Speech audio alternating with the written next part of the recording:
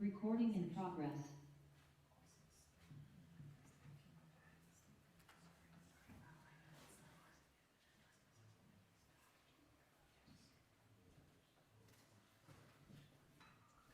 Recording in progress.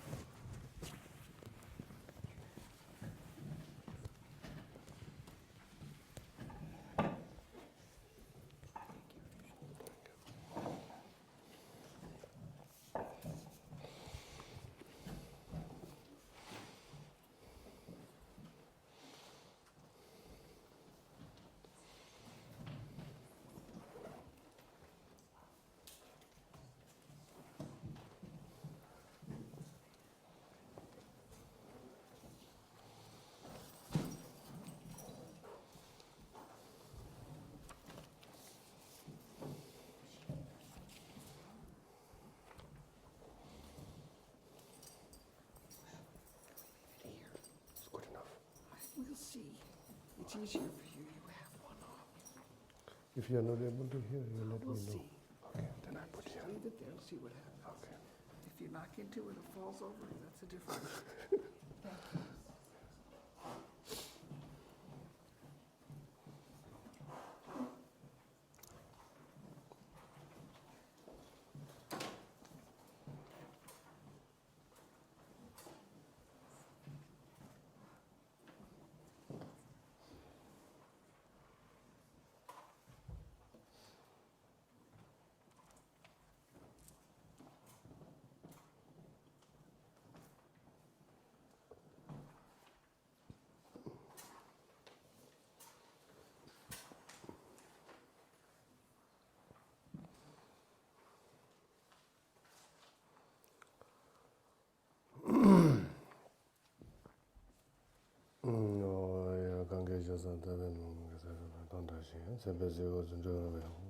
issue. Tuje dama kune julen jide sungi konja be toma be maka be shabe teren dalo yiso chong dewa jene oba me de rewa dala jene se zambu lindre be maja bondola tade nanjo jang kusun se be ngo jide pade sanje be maje kanjan dola labar zere tukse o se jen la do dorje changjen de lo naro ta marpa mala cheche kambo ba pamondo ba jawa de gomba kaju lama namla kwe chan sa Re omen che jin che podan ne to sum san je kun ge ngo ye ra sim chu go sum ten ze ba za we la ma cho la so wa de kanda je je ji den ten ge ji den na de she lo mar ju ba kan so da ten de tan be che che char be ji sem bor de bodam je de je la ye ge dan lo dan de jin ge tu bum da da mi ye ge nam da do wa gen ge dan nam chi zam bara tham je ge de che de ju wa shu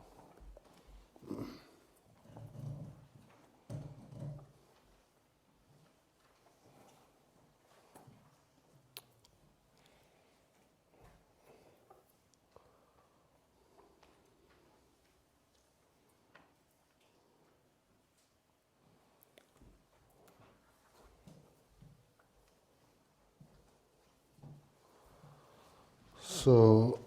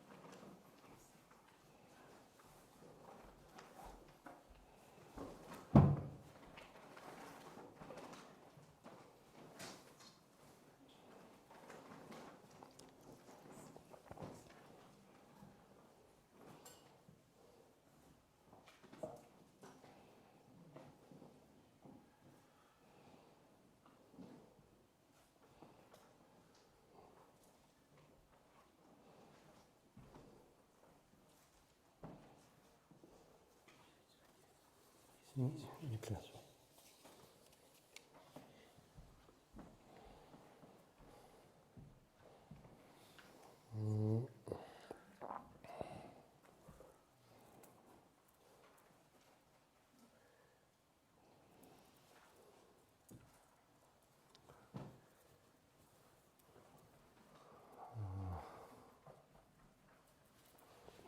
So the topic for this morning session is teaching on the song of devotion and cry of longing, which is based on the life and liberation of the third Ontul Rinpoche. And before I begin with it, David has asked me to give a few oral transmissions. The first oral transmission that you will receive is called The Method to Realize the Essential Nature of the Root Guru, which is composed by one of the throne holder of the Drigung lineage, Drigung Rinchen Punso. So I will begin with this oral transmission first.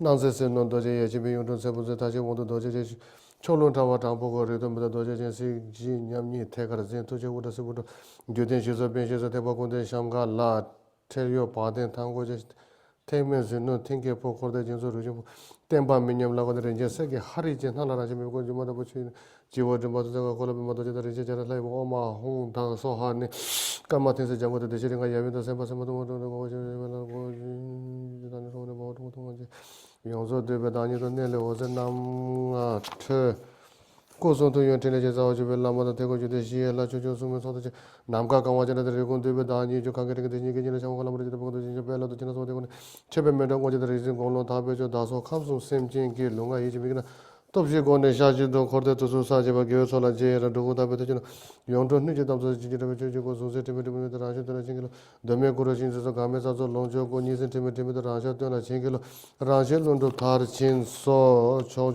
long tabe to beko 동아 더비르다 라자도나 징글로 고도네 도도소 지메디 고 좀시다 도도 다쇼 징글로 다다다에서는 니다 예메 제도 들어서 와다 베도 가도 저도 다게 줘버고 로제들이 고자도 고다 보고 왕저도 두베 고다 예메죠 어저마 버디 나게 들이 고자도 콘손도 소메 왕저도 롱저 고다 예메죠 어저 땡가 닝가데 이지들이 고자도 저러 이제 동안도 저지 고다 예메죠 어저 서버데 오든 가저 동선들이 연대적에 왕저도 고다 예메죠 어저 장고 상월데 다도 방열 지바장 Tinle riza wajo to de chenko da ye me jo tan la mo mo jo da lo la tempa la mo go zo to yonde ne jo range lunga ye je tinle ye me jo de ni ngale ta je de me mi zangye da banglang ga do re do so na bur to to ko je je mo zo yi je na dam je ja ja ma jo ba ra je ga da mo ye mi jo go za ga me za de ya re yonde le 생애 예레 메레와 볼로 시게 라메와 ngorjiya marbachi jinya maga bana yele michin maja na dosem dosem maja bana wa sang dale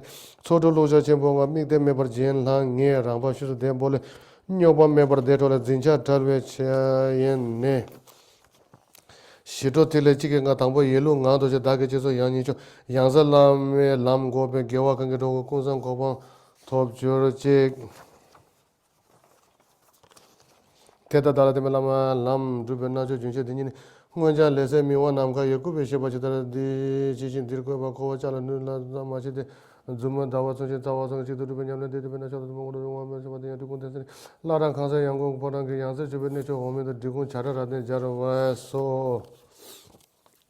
And the second oral transmission that you will be receiving is a guru yoga called the spontaneous blazing up of bliss emptiness. There's a guru yoga of Nudan Dorje. Namo Guru Deva Dagani Guru Deva Lama Sema Major Major Major Sem Je Toje Lenzo Jemi Nami Tony Injeng Dang Television Mongo Masa Ye Yo Chanya to go to Zin Jango Karku Benya Sajua in the other Jimata Yaman to San Java Goja American to Goyamana Mijo Tana Gazajano Tasho Pematon Shaka Jogana Jangelo de Yemeton Tata Chua Jaya to Japan Yamaja de Rugurden Javson Sempejo Namersa Namar Kolonga Chicorso Turkan Tato Pachin Capture So the Borizon to Sombo go to Cardeshi Shivala Deva Pomagana Java was an Mahakala so Maja Chapter Londosa Gona Magachura Yeneshi Yamni got to have on the Jelano Mevro, the Shaggy, the Lenje, Jabba, the Jimmy, so Jago, the Lajera was a one on your Bejo, Koto Jajam was also there to such a good Lama, Bama, John, the Donisha, knowing over the head of Cotomber and the Sama Asia Mazazo, the Chato, the Benin over the Ditajakovic, the Janyamotunga, and the Namamata to the Jajo, Don of the Rabotung Tower. Lenge dunga ko we tong la cham ni je to je long nang do so lap sun nam da long do tha ro je je so wa do ko da wa do na je da ro je par jing ge lo je so wa yang yang da bo nam do nge ku tim long当初这边你这个我已经个都是这个别的话都是干嘛听个刚刚听可别这家伙就现在一些东西大了，等上次都是冷都都被，包括这个我都他每年他这一些你我他觉得那些用的兄弟公别过工作这些过的觉得别这个我的这种就是这我们还不列的了，我这样的不拉巴拉下他变什么木他讲的是我是的，哦，现在我就都他那不得了，那说就是呢，我在干嘛听说这帮人大概各种这边这种他了碰上现在一些网头呢，那么就让人这网头晓得一些这网头呢。过去我就那些大陆这些你说是加上这我讲啥叫年轻用说呢，工商一些叫了罗杰说。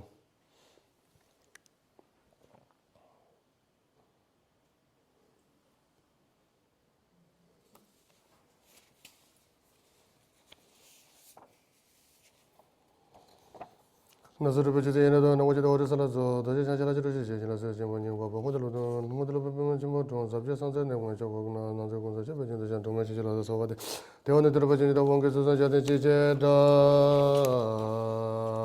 那这边头的吧，工商头的说话的，那这是那个去过的，当年把从年轻不着，年轻就我就那到处就让到现在说话的，那就这边就没这里头就把我们把东西就是到那里，这东西这个别的就那说话的。觉下个这边说讲话，特别弄个搞就这个别就是说弄，他把也养中我是去了说话的，特别让他到这边都么都没这边的了，开这边送的牛肉他都把这帮行里讲了说话的，天天在我这边讲的说都这东我来就这些，等到这帮弄这些，天天都就了说话的，你们这些过来就我的，全部这些过来这边去，你们这边中国这些吧，那边就了说话的吧，过来把这过来没啥，这过来给这过来钱没。kun la ziyang kun tu gombar shu, wong tu jang lo je de so wa de, ta je de men kun la ngo ka, che chen seba kun la so me, jawa di gombar ye che pe ziyang po, ta ka che la so wa de, sa pe ta je gombar yang sa che sebe gombar sa la nye we na, tu je sa wa sa we lang sa ye, kun tu che pe che la so wa de, sa la nga de, zi song wa na, sa lo che de, ye na bo, yang la du ne du, wa pa chung de, do do je sa che la so wa de. 大约就多把大就多，公别就公别进头面，就别就行不就的，等你来都去了说的，说是在这么去了不，特别公别就等去的去，公别就是就个真的说了的，是别找就是特别就，就是多个都在上山喏，过来小塔这里搞点去，那么都在讲那说的，对，我个差不多说的就是最近去。 다 소되는 전지진 법을 하는데 시지 저도 좀 봐줘. 다나 상가 나서 지는 제 샘도 또 가다 미주신 랑사 랑게 다도 레더네 세대 던데 버 진게로 점네 건데 라마 제라 되는데 좀 뭐다 배쳐라고 도저히 못 쳐서 거면서 세대 던데 버 진게로 되면 지는 타겔로 단담 저도 고바다 모노모다 단연 소도 동보다니 신도 저로서 버친게 로저고도 세든합시다 깨지 자면다와 마주신 니바 공개를 버니지도 지나 또베 파포토 바저 제자절마다 뭐 로운도 그래서 마셔도 되베 남버도 소도 동보다 되베 양다시 저 어디는 마고 랍도 타웰 콜로나 제발라 소베갑 토마라 잡숨게 담바 잘데 담베 초콜릿 버스 바당 바르도 원롱게 담바 드마 대신도 롬니게 남도 슈드 소베로데 주마라나와 당 타마 공바신 소 팀가리 양 게세친 볼로 도 고메자제 남자다 차다서 나왜 샬까 샬탑까 왜 까든지도 좀 강이 제 고동 림포체 정도 고모 따르샤 모남게 까다 세제레 공용요바 남 고다베 야세 정아님 쭈직도 그번에 강이 제 민도사와 군저 니마 jansen 남 Rigbe langsar bebate zawar ne jen sobe ma jen jawa dingo beche de la me denso omi tupten shidul ning to jarwe ge so the third oral transmission that you received is of the song of devotion and cry of longing. This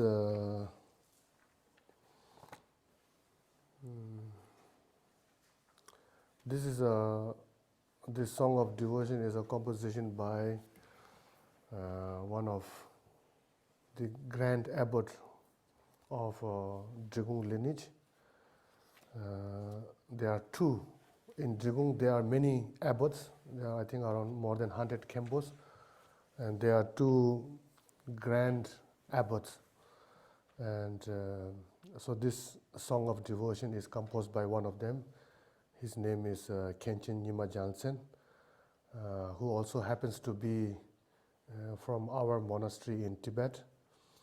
So he came into exile, or he came to India during his teens, and then he studied. He was in Dehradun. He was in Bir Zongsar, philosophical college.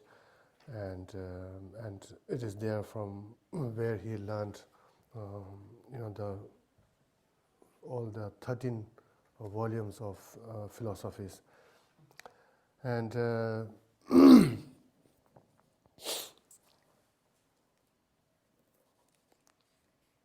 so in the first paragraph, so it's now so to be choosing yen to namgun chuni very sala so doje changje laje to shi chinlap sisir chembo hingar pop. So this is making supplication to Vajradhara, and the author uses analogies to express his way of making supplication to Vajradhara. Says the cloud that emanates in various ways, primordially empty.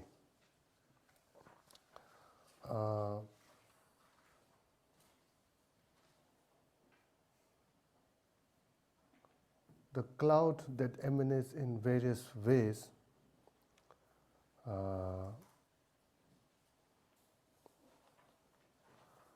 in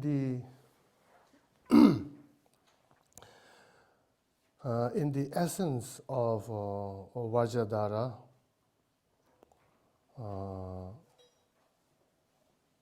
it is primordially pure from all the conceptual thoughts, and this state in Dzogchen, what is called as kada, the primordially purity, and for the conceptual thoughts, all kinds of conceptual thoughts. The analogy of the cloud is used, the cloud that emanates in various ways.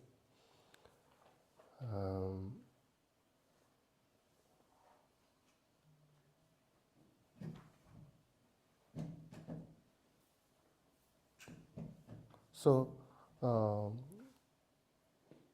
Vajradhara, Dhammakaya, Vajradhara, likewise is primordially empty or primordially purity.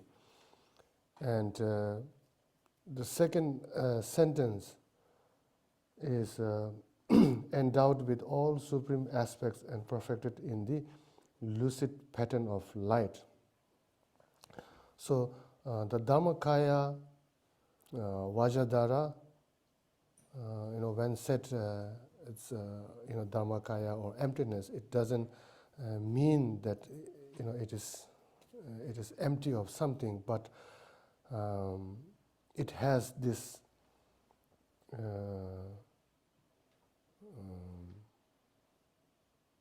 Hlundup, in Dzogchen terminology, we have this kada Hlundup.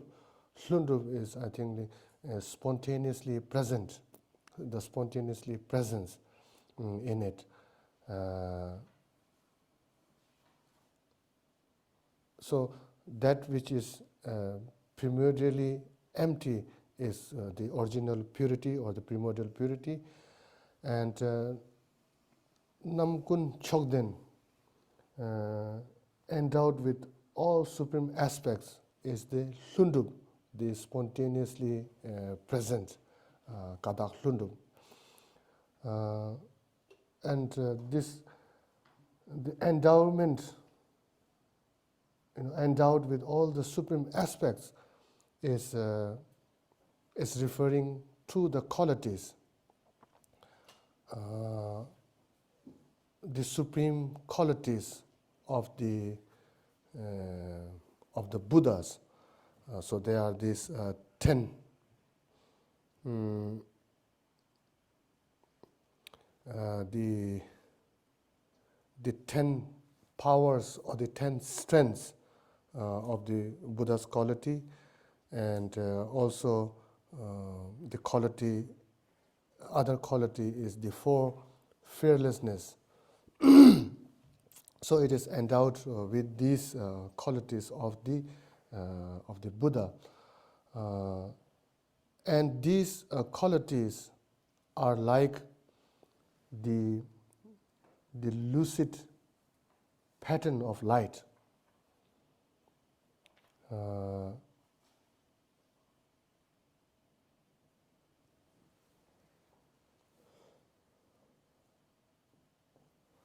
And these lucid pattern of light, or these qualities, is perfected. It's primordially and naturally, spontaneously, perfected. So it is endowed with that. And here, the author is kind of,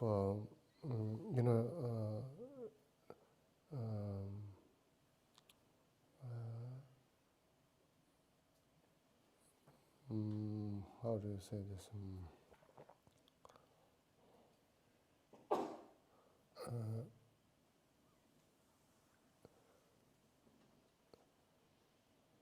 It's saying like the Vajradhara is like like the moon. Vajradhara is like the moon, and the essence of the moon is free from the clouds, free from the cloud itself.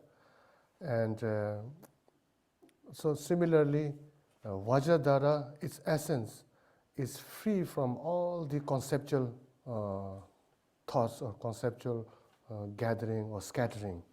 Yeah, and the light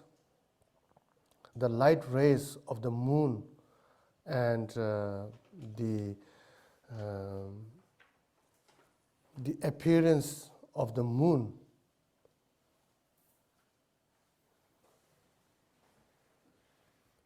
is used as an analogy of the qualities of Dharmakaya Vajradhara.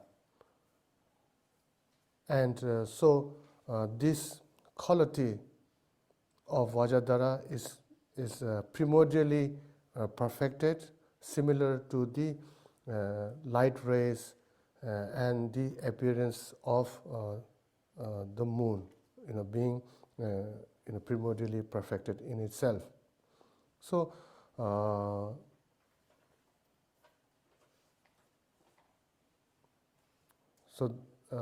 this the author uses these analogies to express his supplication, to express his words. So basically,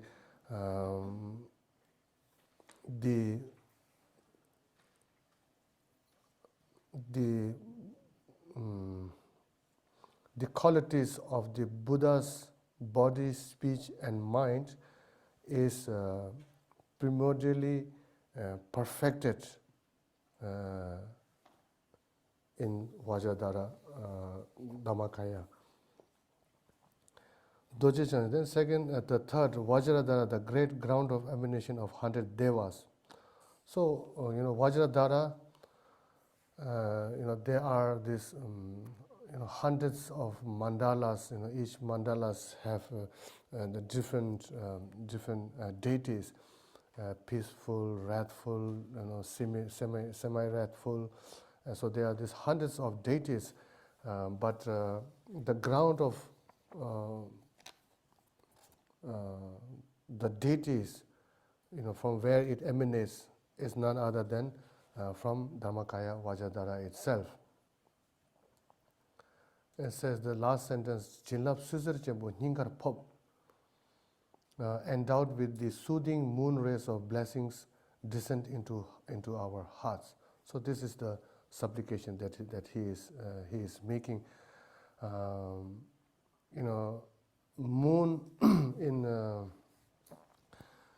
the Tibetan poetry, the moon, the other names used for moon is like soothing, cool breeze, and so on. So during the daytime, the sun can warm you up, can warm the earth, or warm the beings of the earth, and the moon then has this quality of its to soothe or to calm, and has this cool breeze. So here, the blessing, for the blessing, the analogy of this cool breeze or the soothing breeze of moon is used as a blessing. So endowed with soothing moon rays of blessing descend into our hearts. So this is a supplication made by the author to Dhammakaya Vajradhara. And then second paragraph, Rinpoche, Ontul Rinpoche is the third reincarnation. And when we say reincarnation, then he has been recognized as someone. And here, his reincarnation, one can trace back to the times of Guru Rinpoche. Guru Rinpoche had 25 kind of main disciples, and among them, one of them is called Drogben Chichung Lotsawa. So one can say this is his, his first reincarnation. So Drogben Chichung Lotsawa is one of the 25 main disciples of Guru Rinpoche, and also the another reincarnation of Drobin Chijung Lotsawa is Dunjum. Dunjum Rinpoche. Maybe if you are familiar with Dunjum Rinpoche, is another reincarnation. In the presence of Padmasambhava, the great master of the past, you obtained your share of Dharma, the instruction of the profound and vast treasure of secret mantra. You allow the phenomena to arise as ornaments of some other offerings. Dropping Chijung Lozawa, to you we pray. So the second supplication he is making is to Drogben Chijung Lozawa, the first reincarnation, one can say. And the second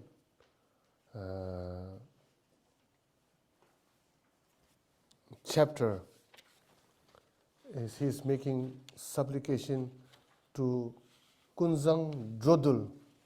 So that is the, one can say, the second. There are different ways of counting.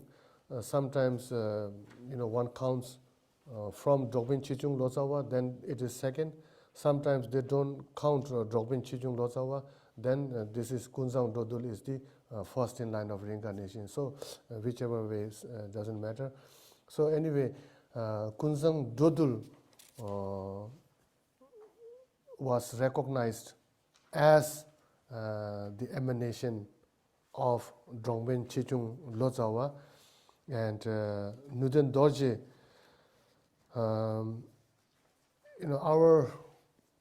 our monastery, the Rinpoches or the Tulkus are known as Hlo Rinpoche. So they are, 7.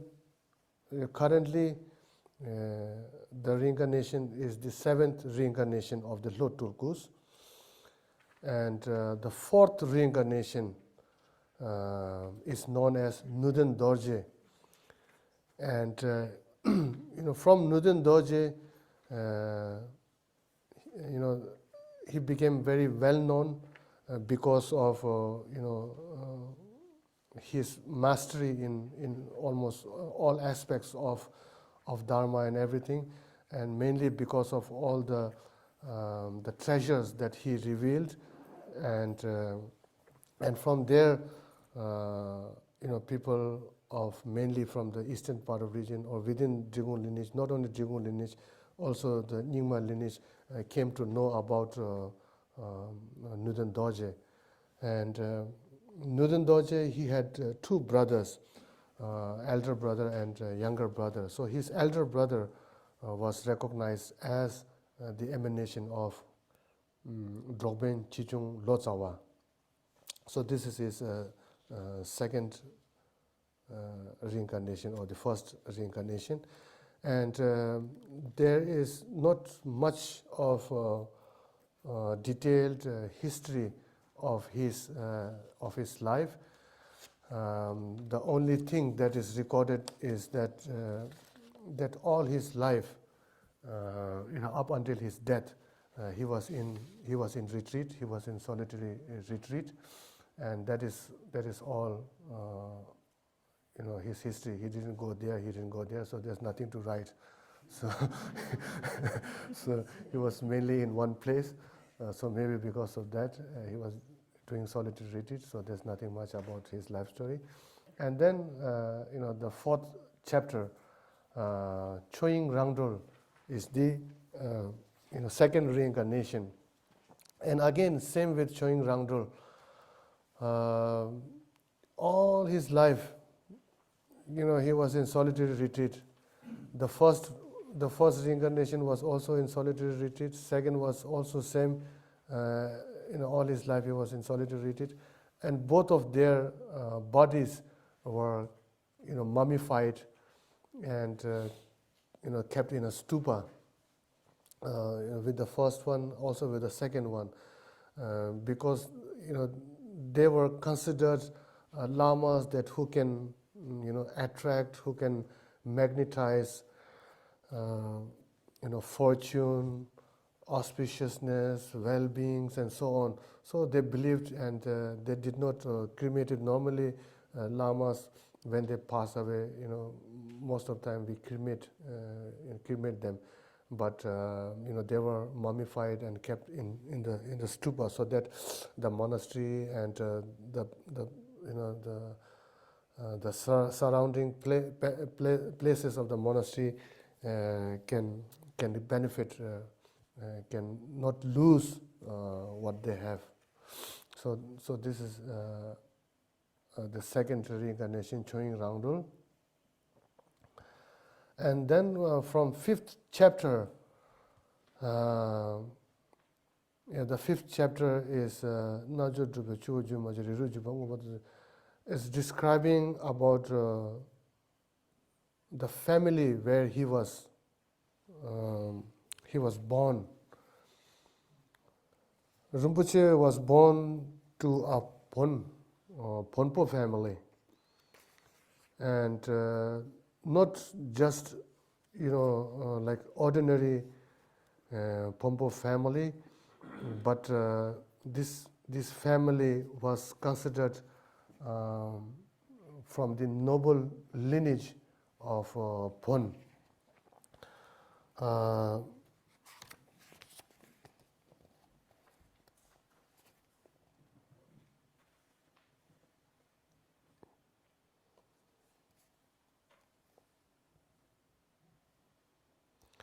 So this family was descendants, one of the descendants of the 9 knowledge-bearing accomplished masters of the Pon, and the family also traces its lineage to a family called Pethok Tulchok, who were the masters to the early Tibetan royal kings, to the kings of Shangshung. And also was counted as one of the 13 hereditary lineage families of the Pon. So this family had, they bore 5 sons and 1 daughter. Their eldest son was recognized as a Karmakaju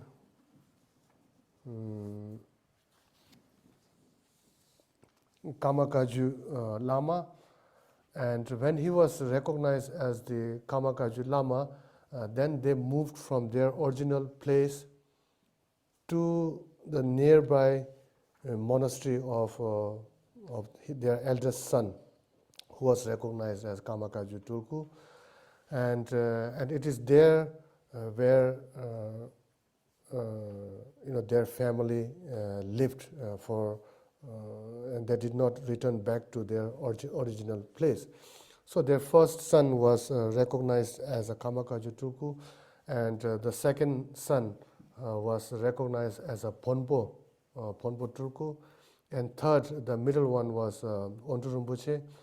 He was recognized as Drigung Tulku, and the fourth son was recognized as a Sakja Tulku, and the fifth son was also recognized as one of the Drigung Tulkus.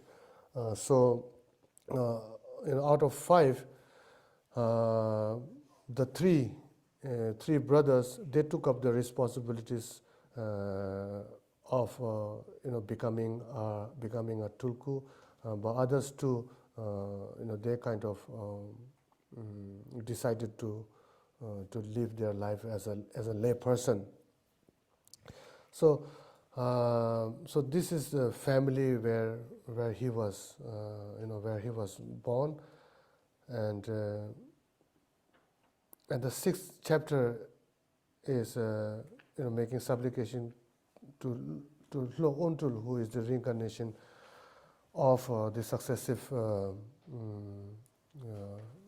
Ontuls. You uphold the way of the white-haired tradition of your father's lineage. Through sublime transmissions, you are the supreme, rightful hair of the Kaju Drigung tradition and are regarded as a reincarnation of Sablam to be pray. So when Rinpoche was born in 1950, and he was born right after passing of the second law Ontul, and when he was 6 or 7 years old, then he was recognized as the third Ontul, and then he was taken to the monastery and then got enthroned there. And around age 9, the turbulent times in Tibet happened.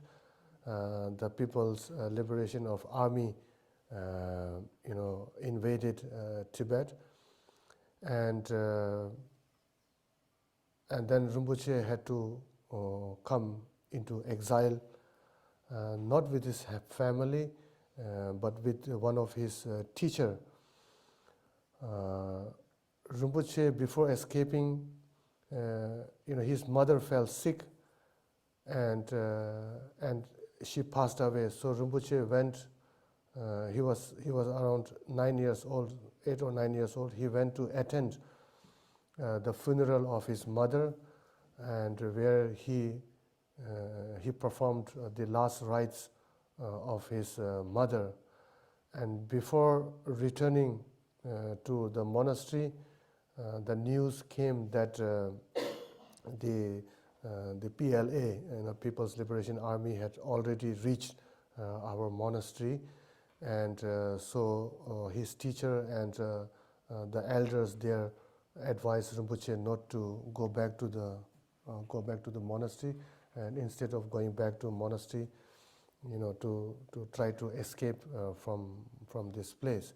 So Rinpoche, along with his tutor, they were not able to meet my previous reincarnation, Lo Bongtul, and was not able to go back to his monastery. So from there, his journey into exile started.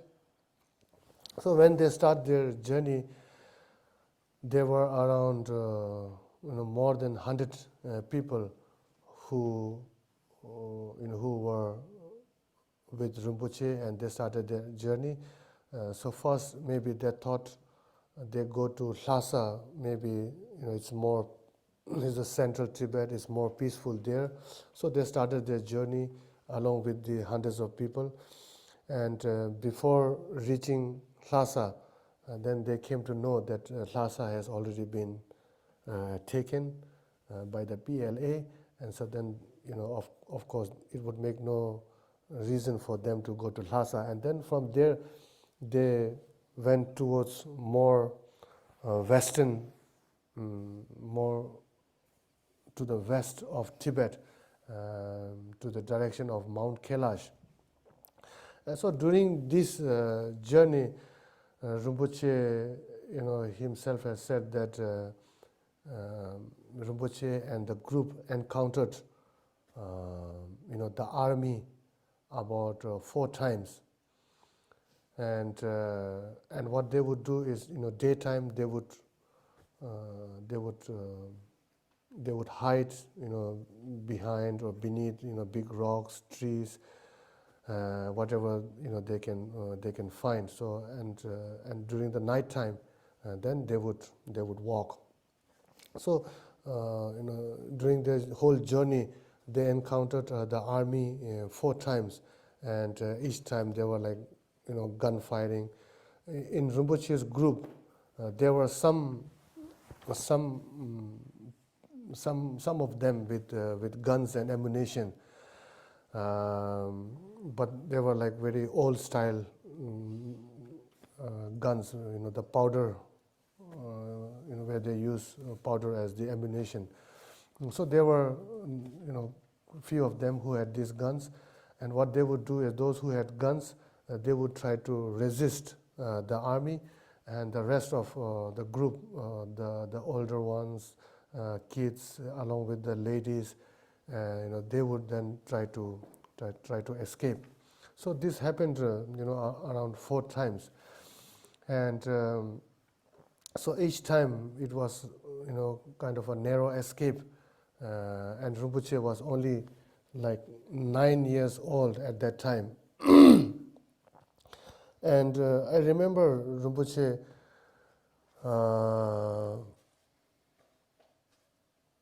telling me one incident. It was like in the night time.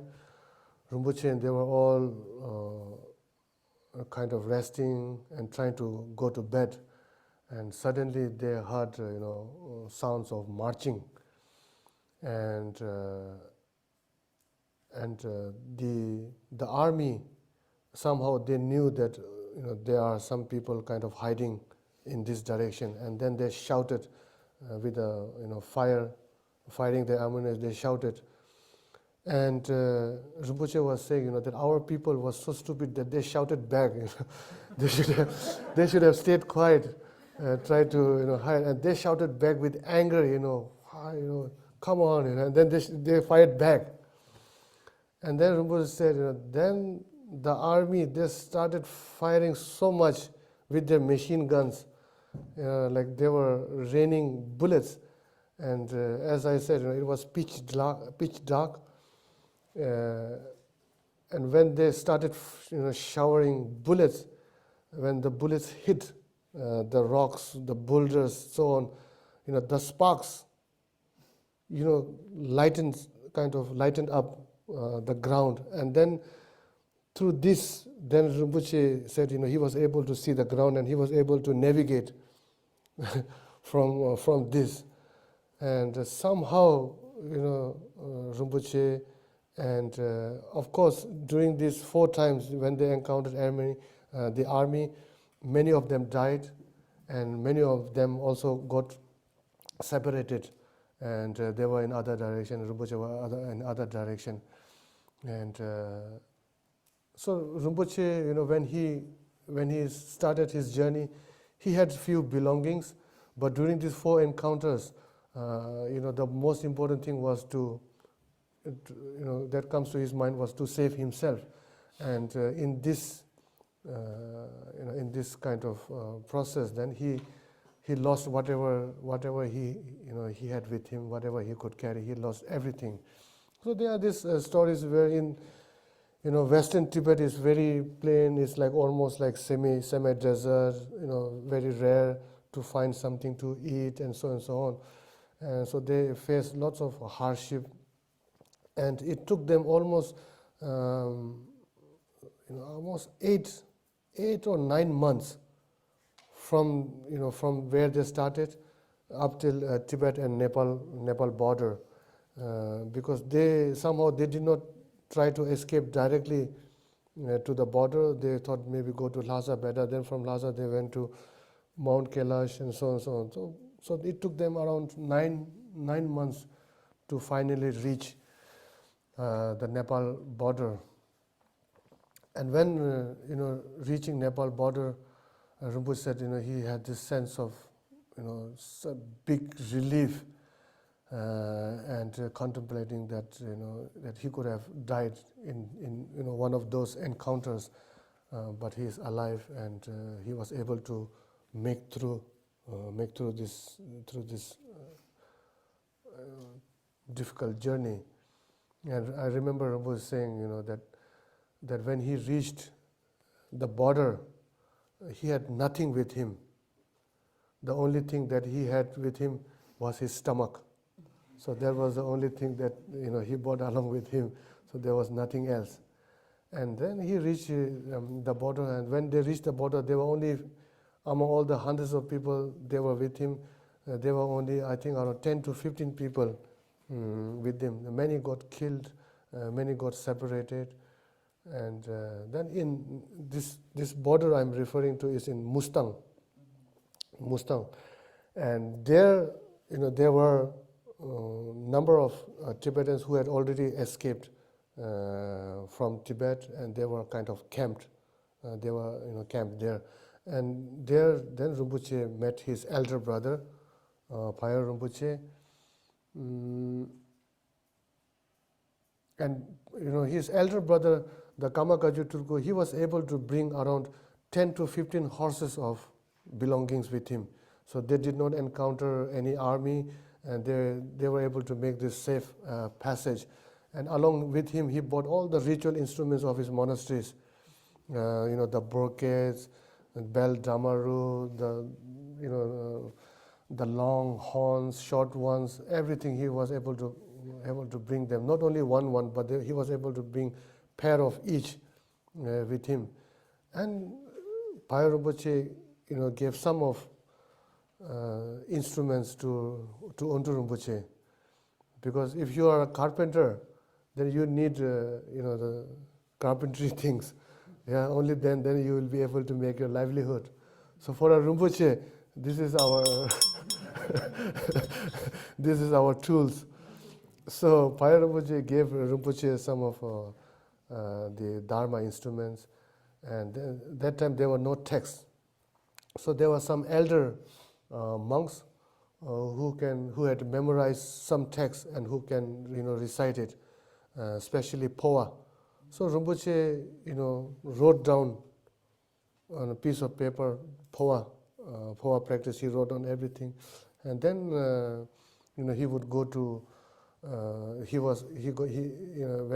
wherever whichever place there's a because people were escaping, and a lot of people who are making through because of climate, because of their hard journey, many of them died in Mustang. And then Rinpoche got invited, not only Rinpoche, there were few of Rinpoches.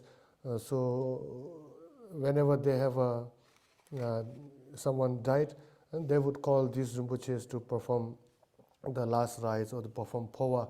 So this is how kind of Rinpoche then, in exile, he started his Dharma activities. That time was mainly to fulfill the needs.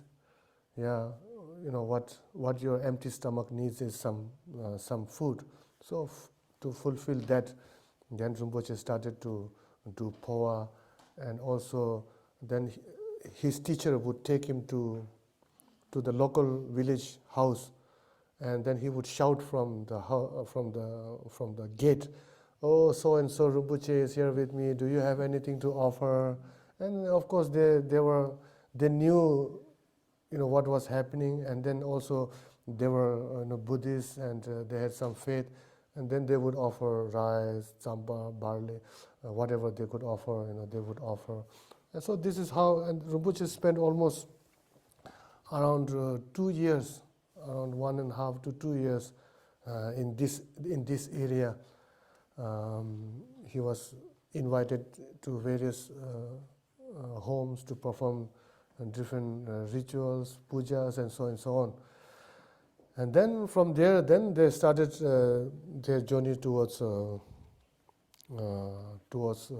Kathmandu, and from Kathmandu, then they went into pilgrimage to Varanasi, Bodh Gaya.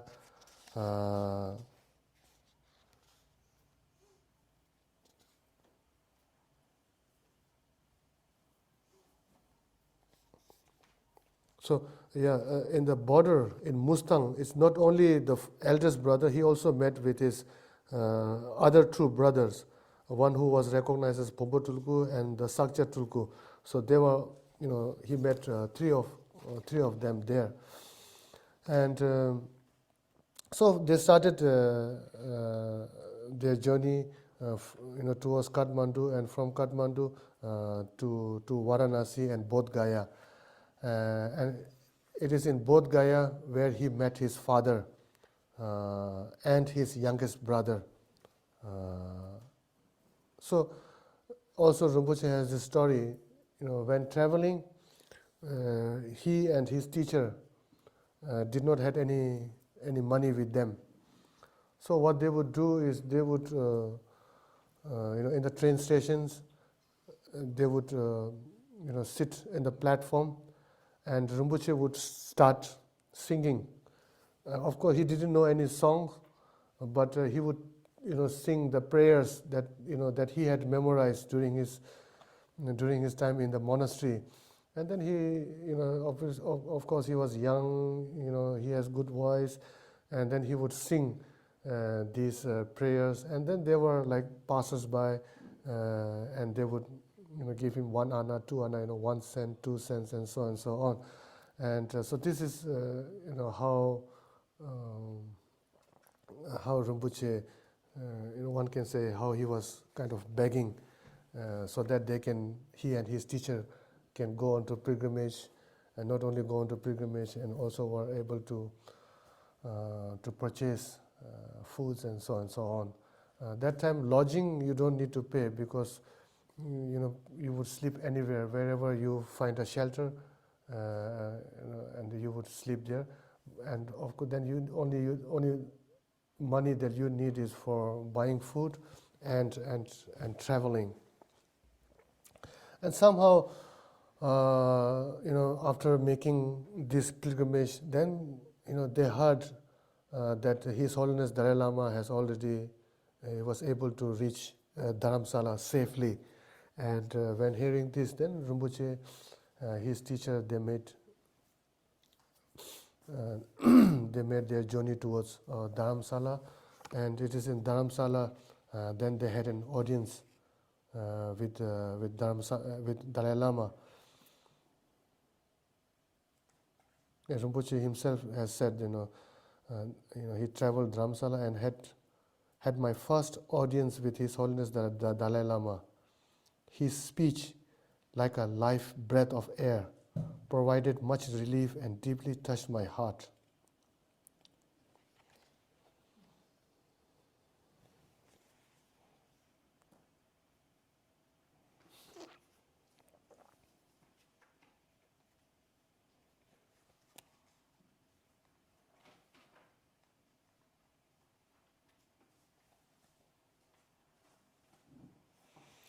So after arriving of Dalai Lama in Dharamsala, then all the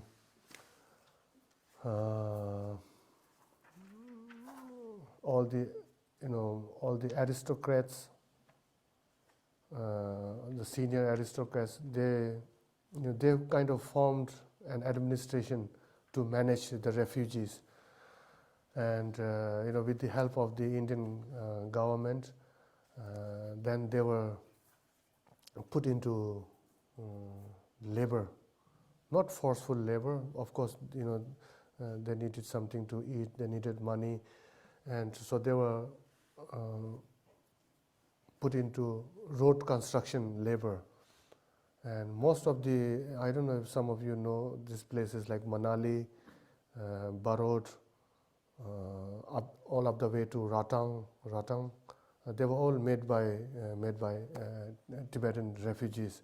So Rinpoche for a number of years also stayed in these small encampments, where the rest of the construction worker lived. And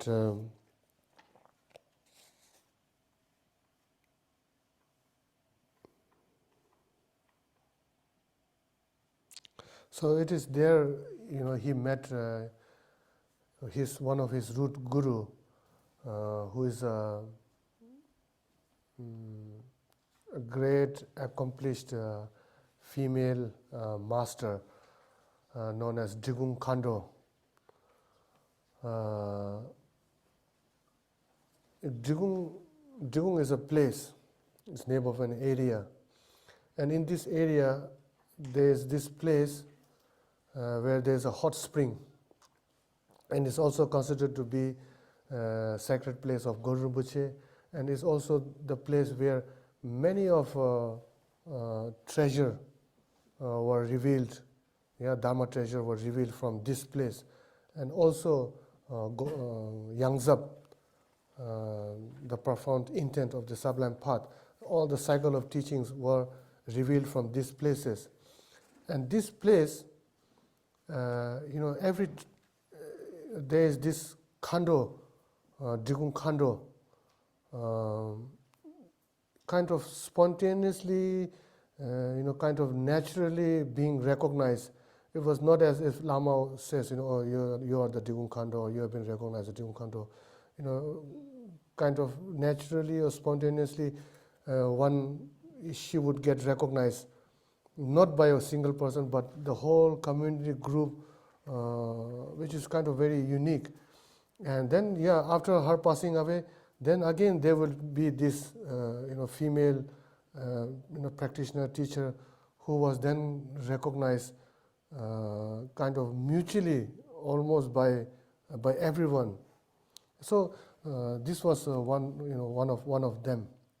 So Rinpoche met her, and then she became his teacher, his root teacher, and also she was like his mother, and not only Dharma, the ways of living and everything. Digung Khando taught Rinpoche, and under Digung Khando, then Rinpoche did the whole Nyingtik, Nyingtik retreat, and they did this in Tsopema, up in the caves. So the Rinpoche did that, and also with Digung Khando, then they went into pilgrimage to Bodh Gaya and so on. So it is from Digung Khando, then Digung Khando introduced Rinpoche to another great master. It's called Mewa Khenchen Thupten. It's from the Golok region.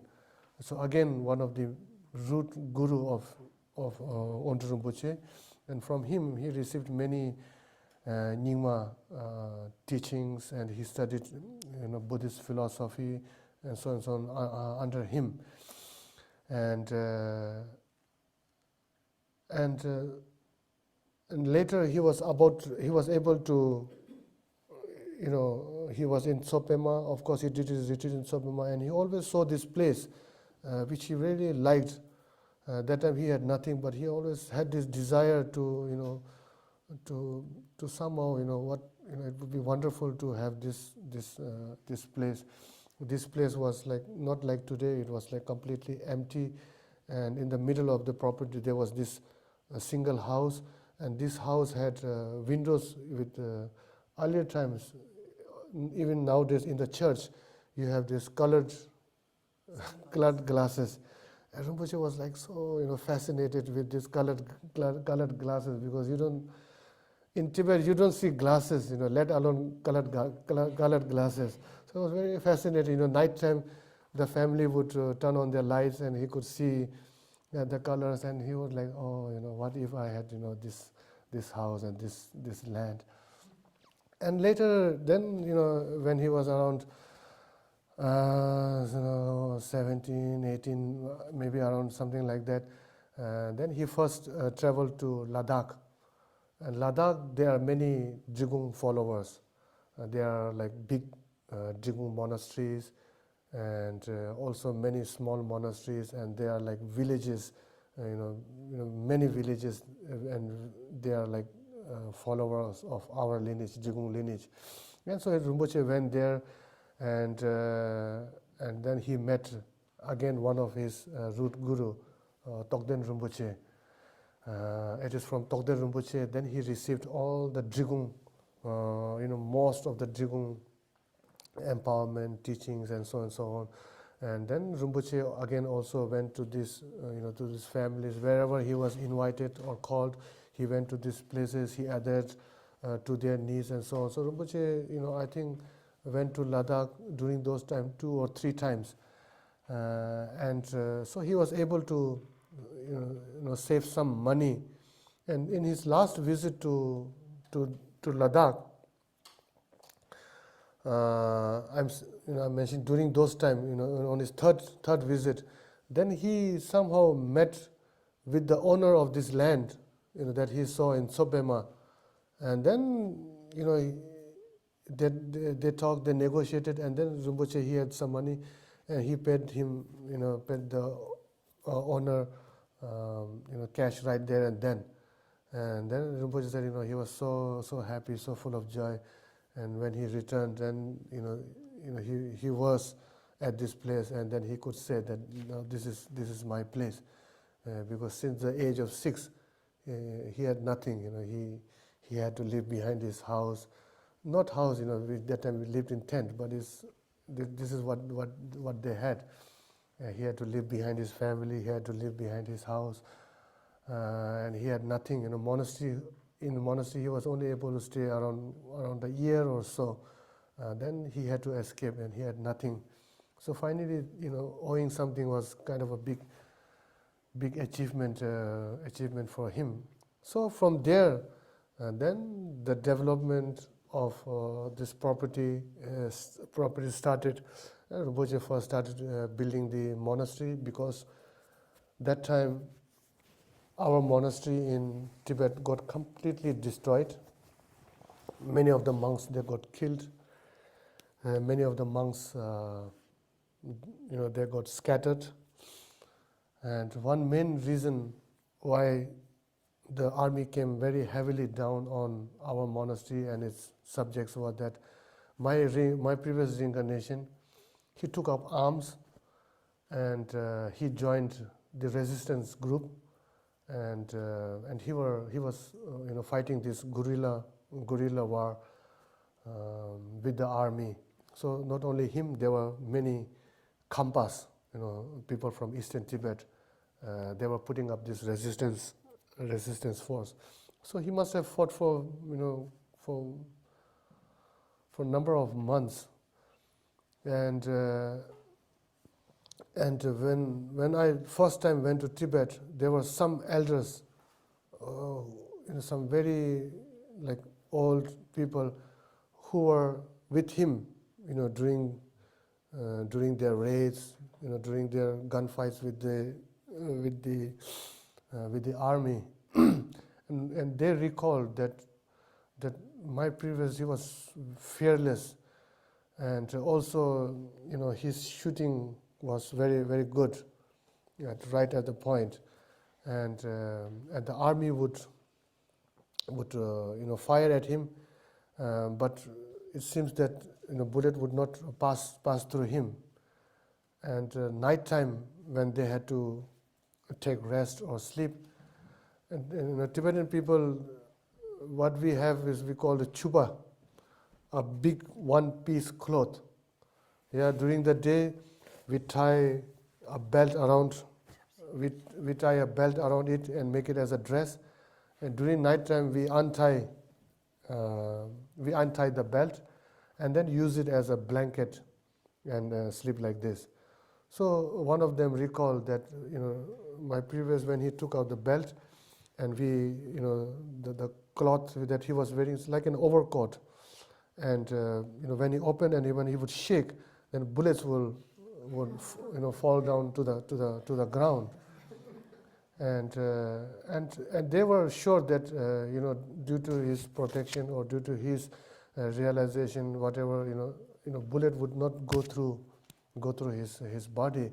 But at the end, after trying to put up resistance for so many months, my I don't know how it will sound to you, but he said, killing one army is equal to building one stupa.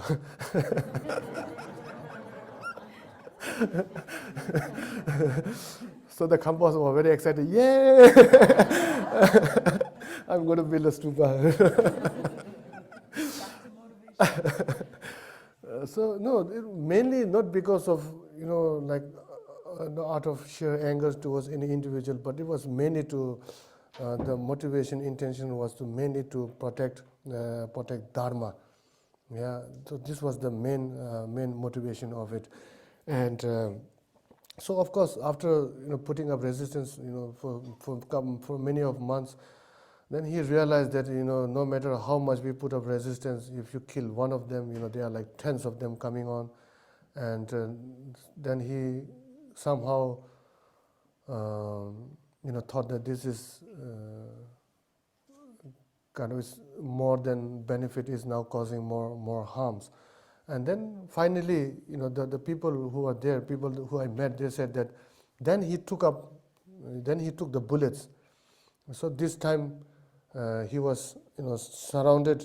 This Nupa Rinpoche, some of you know maybe Nupa Rinpoche in Nepal. He told me that maybe he heard from someone. Then, my previous, he was surrounded by the army, and then they started to fire at him.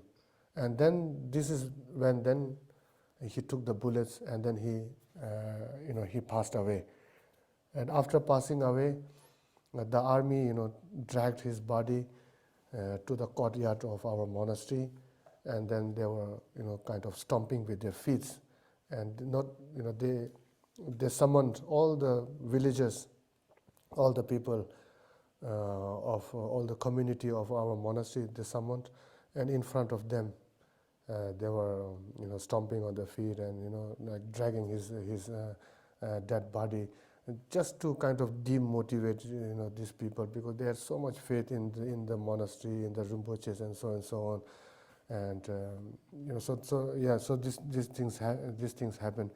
And so mainly because of this, mainly because of him putting up this strong resistance force, the army completely destroyed the monastery. They razed them to the ground, and many of the texts, we keep our texts in the monastery. They got burned, and whatever texts right now we have around 13 to 14 volumes of teaching. They were all mainly gathered from individuals. He had this, and again some of them are missing. So it's again not all complete. Because of this, the monastery got completely destroyed. The monks got killed. Many of them got scattered. Many of them also gave up monk. And sole purpose of Rinpoche building this monastery was to to try to keep the tradition, the lineage alive. Then with this intention, he started to build the monastery, and he was able to build the monastery, and the monks, they came in, and from there up till now, almost 50 years, maybe a little more than 50 years. So we have been continuing how Rinpoche started, in the beginning. Same thing we have been doing up till now. We have this daily practices. We have the monthly practices, and also we have this annual practices, and also the summer monsoon retreat, and everything up till now. We have been doing that. And not only that, now our monastery in Tibet, not only they restored the old monastery which got destroyed. Now we have a new big monastery. I think in total there are around 300 monks and nuns in there. So we have this main monastery. We also have a nunnery, and we also have the college, philosophical college, and we also have a retreat place. So everything is now flourishing again. All the lineage has been restored. Back in 2011, Rinpoche traveled to Tibet. Rinpoche and Lamchen Jabo, they traveled to Tibet, and the new monastery got inaugurated. And for 1 month, then Rinpoche, Ontul Rinpoche and Lamchen Jabo, they gave series of oral transmissions, empowerments, kind of passing on the transmission, passing on the lineage, because there were this one point where the lineage almost got broken. So fortunately, now we have the lineage, and during that time there were around 500 to 600 monks and nuns, and so now not only that, there were also many lay people. So one can say that the lineage has completely passed on, and it is not only passed on; it is flourishing. So the main purpose of building the monastery of Rinpoche was this, and up till now it has been going on. And then in 1988, Rinpoche started to travel in the West. His Holiness Drigung Jabgun Chesa Rinpoche, told Rinpoche that you have to go to Germany and start teaching. So this is the first time in 1988 he went to Germany. He came back. Then the group of people, I think His Holiness Chesa Rinpoche said that there's this group of people.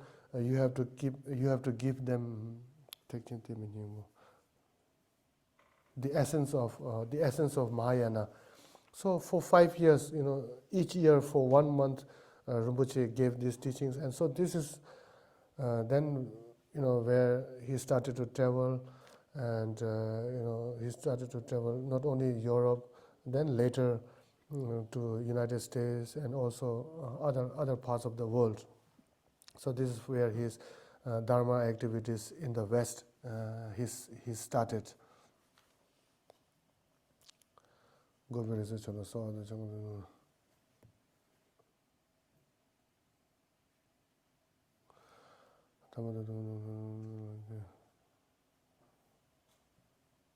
Then page 7, the chapter 7 is referring to the quality, the unique quality that he had. Of course, Rinpoche had all kinds of qualities, but the most unique quality was that he was able to read very fast and memorize. When he was young, he could memorize one whole page within few minutes, and not only that, he was able to read very fast, which is very useful when giving oral transmission. Then you can give 1 volume in half day. So in 1 day you can give 2 volumes of oral transmission. So Rinpoche had this unique quality of memorizing. He had a very sharp memory. He was able to memorize and also reading very, very fast. So that way, he says, Jampal Ngarijan, holder of the knowledge of Manjushri's speech, to you we pray. Then page 8 is his Dharma activity from the land of snow. It started, and it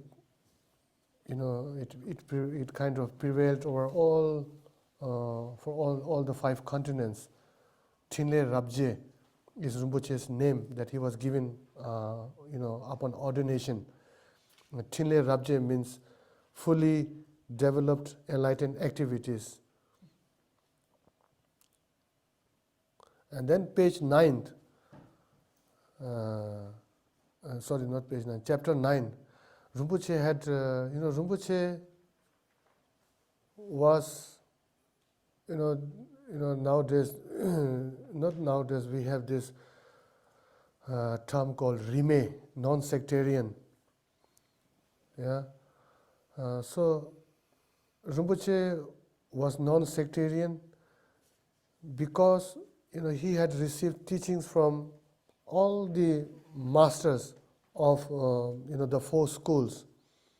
So in that way he was Rime. He had master from the Kaju. He had received teaching empowerments from the master of Sakcha, from Gelu, and from Nyingma traditions. So one can say that his approach was that of a non-sectarian approach. Of course, sectarian doesn't mean that you practice everything, a little bit of everything. Maybe that is also a non-sectarian. But also one sectarian is respecting all the other schools, and also this is one of the vows that one has to upkeep if you are a tantrika, if you are a practitioner of Vajrayana. So this is the vow, not only respecting the school within one's lineage or school, but also respecting other religion. So this is one of the root vows that one have to upkeep, not to downfall. So when I say Rinpoche was Rime, he had respect to all the schools of or the school of Tibetan Buddhism, not only respect, also having been received empowerments, transmissions, teachings, and so on. So in that way, he was a non-sectarian, unsurpassed guru. So to you we pray. So this again, the chapter 10th is one of his qualities. Rinpoche was very, very humble, a very humble person, full of humility, which is one can say, which is the basis or the foundation to be a good person, and not only a good person, but to be a good practitioner also.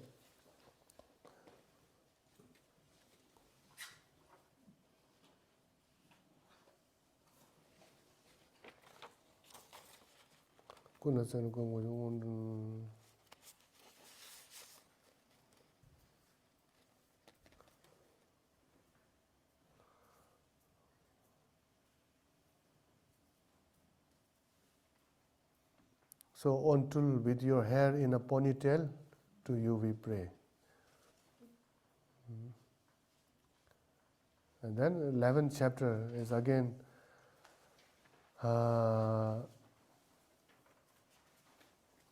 says, Grandfather Moonlight, to you we pray. So this name was given by His Holiness Chezang Rinpoche to Ontul Rinpoche. It's called Powo Dakar. The wise. Powo can be translated as grandfather, if literally, but it could be also understood as a wise person. Powo. Dakar. Powo Dakar. Dakar means white moon. So wise white moon is the name, kind of very lovingly given by Jung Chamgon Chezang Rinpoche. And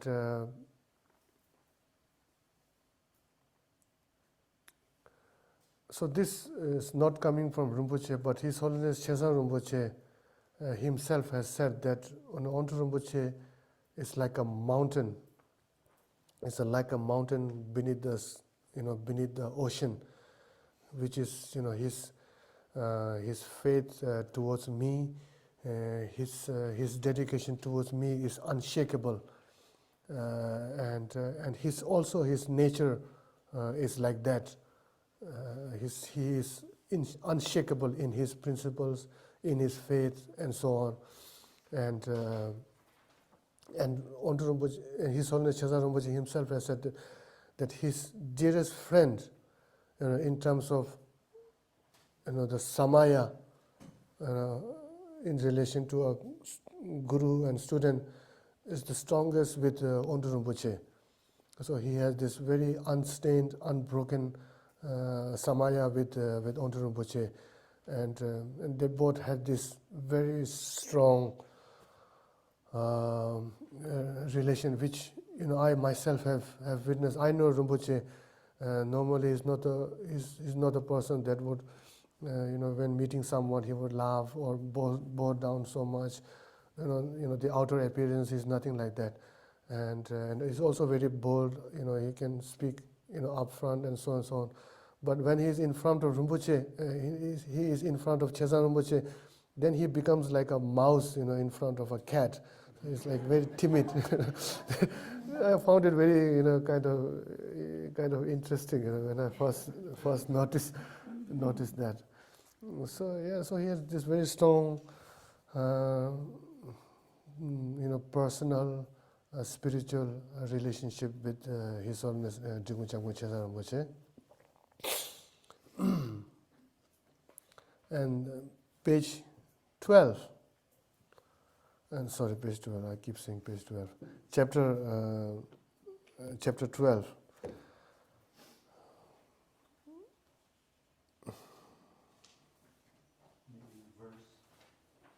Maybe verse 12. Verse 12, sorry. So the verse 12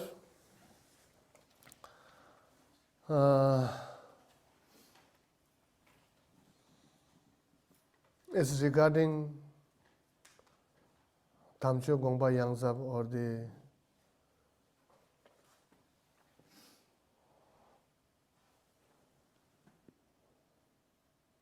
profound Dharma of the sublime intent. Yeah, sublime Dharma of the profound intent, something like that. So Tamcho Gongpa Yangzab. So this cycle of teachings is a complete, one can say, complete kind of a roadmap. If you're traveling from point A to point B and you don't know the place, you don't know the terrain, you don't know where to stop, where to eat, and so on and so on. So this cycle of teaching is a complete roadmap from the preliminaries to, one can say, to the awakening, to enlightenment. So this cycle of teachings was revealed by one of the throne holders of Drigung lineage, the 17th throne holder of Drigung lineage, Rinchen Punsok. And so from then on, or from since then on, this cycle of teachings has been part of the lineage of Drigung. I remember Rinpoche used to say that the Drigung lineage is very unique because it consists of three streams. The three streams that he is referring to is Mahaati, Mahamudra, and Kadampa. Yeah, from Gampopa we have the Kadampa tradition in our lineage, and then of course from Milarepa, Gampopa, Phamodrupa, Jigten Sumgon we have the Mahamudra, and then from Rinchen Punsok we have Mahaati, so which is very unique for a lineage or for a school. So we have these three streams merging into one river, and this river he is mentioning to the Drigung lineage. So in Tibet, there are monasteries, nunneries where they do practices like they go into retreat, doing this cycle of teachings retreat, and also in the monastery there are certain rituals from this cycle of teachings which they perform in the monastery. But Drigung being a Kaju, more into Mahamudra, and mainly Kajupa are known as practitioners of Mahamudra, and also because of this, then compared to the number of people or number of monasteries, practicing Yangzab is relatively very very small. So Rinpoche, in the West, I think Rinpoche, of course, in Dehradun there was this big gathering of monks, lamas, lay people during the snake year teaching, and during the snake year teaching, there were empowerments, given from this cycle of teachings, but I guess people were not kind of aware of this tradition, this unique tradition, having in our lineage, or maybe they did not think that these empowerments or these rituals that they are doing is Mahaati or Dzogchen. So when Rinpoche, in the West, mainly in the West, in our monastery we do from the beginning up till now, on every 25th day we do Yangzab practice. Every 25th day we do, and also when people die we do Yangzab rituals for the deceased. Not only our monasteries, the monasteries in Ladakh, Drigung monasteries. So the only text they can rely on when they have to perform a ritual for deceased is Yangzab Shito, the 100 peaceful and wrathful deities ritual. So they do, but maybe they were not aware that this was Dzogchen. So when Rinpoche first started to give Yangtze cycle of teachings in the West. And then he gave this name Drigung Dzogchen community, and this name, like in the sutras, sometimes in the tantras also there's this name that to low level of people you don't speak of emptiness. If you speak of emptiness, then their head might burst open. So similarly happened when Rinpoche said, Drigung Dzogchen community. Then there were a lot of people, not only people, but they were like, Khenpos and Drupals and so on. They were like not happy with this title. They were like, how can Drigung be Dzogchen? Drigung is Mahamudra. But Rinpoche, stick to it because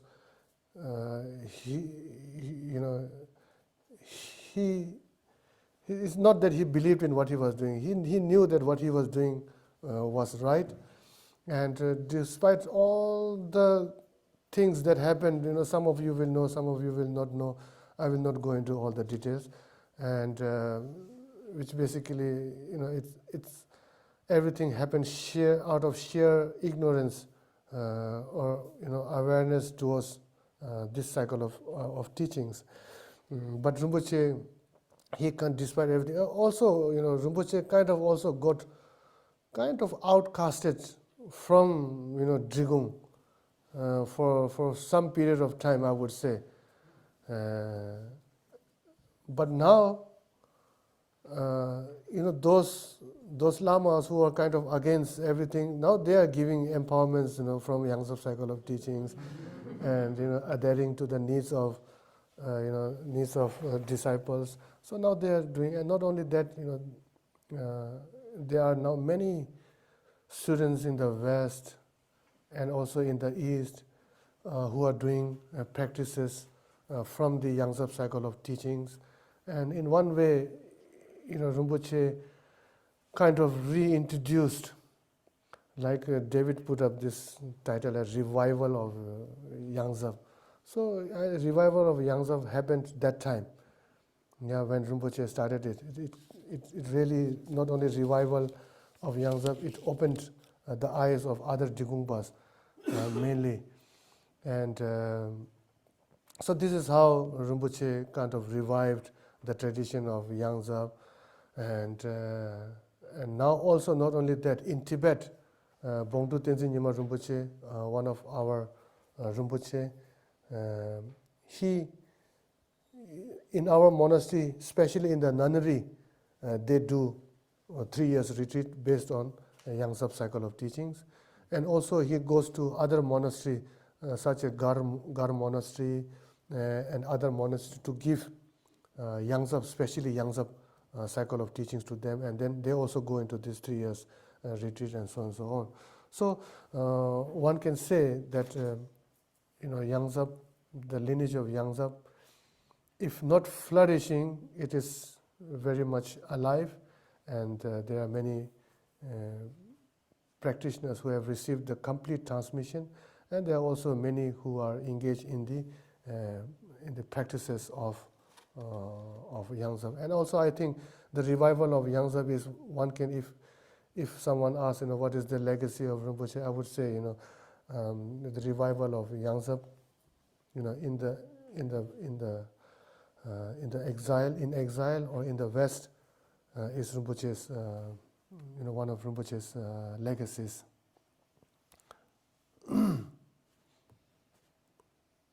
We have, okay. Do we take a break? Okay, we take a break, 10 minutes break.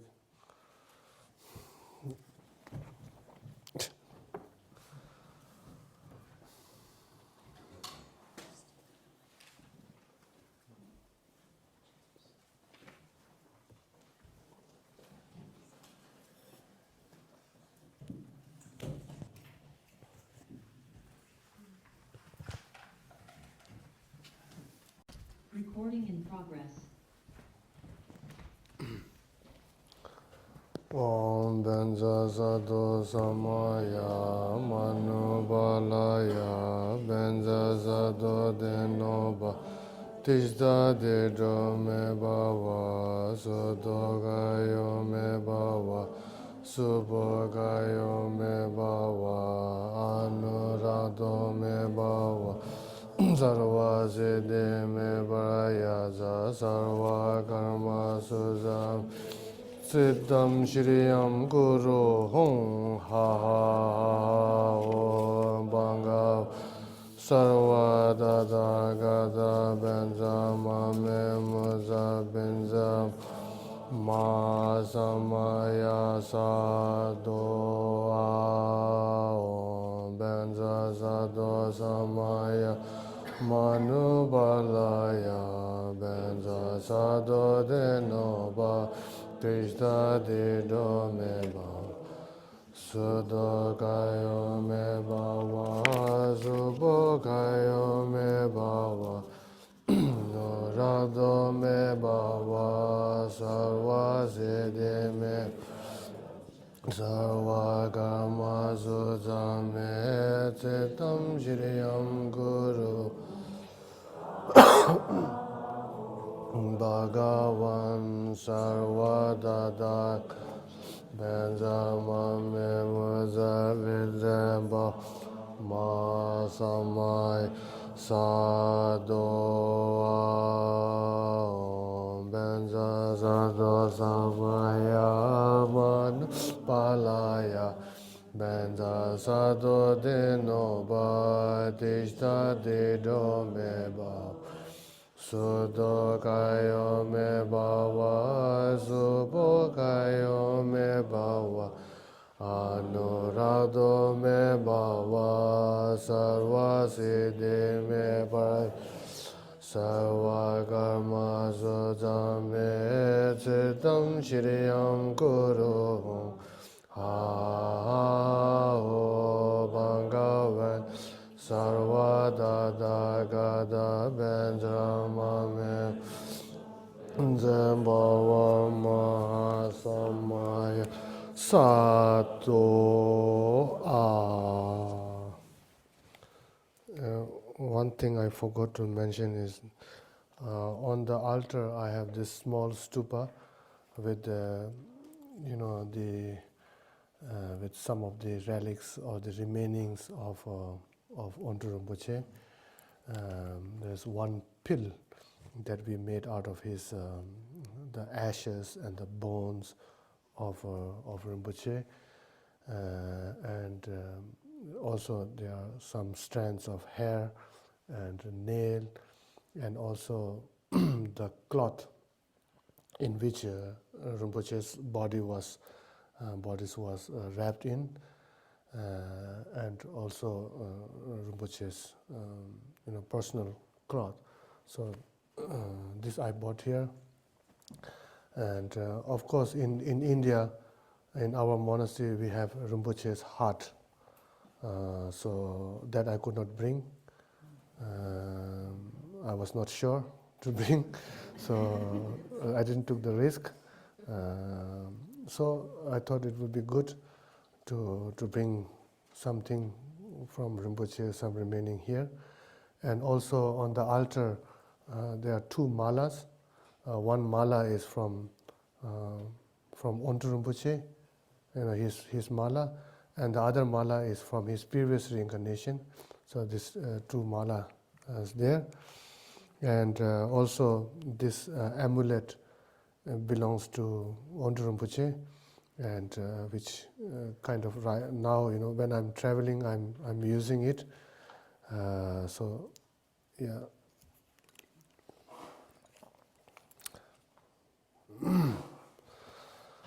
And then the verse 13.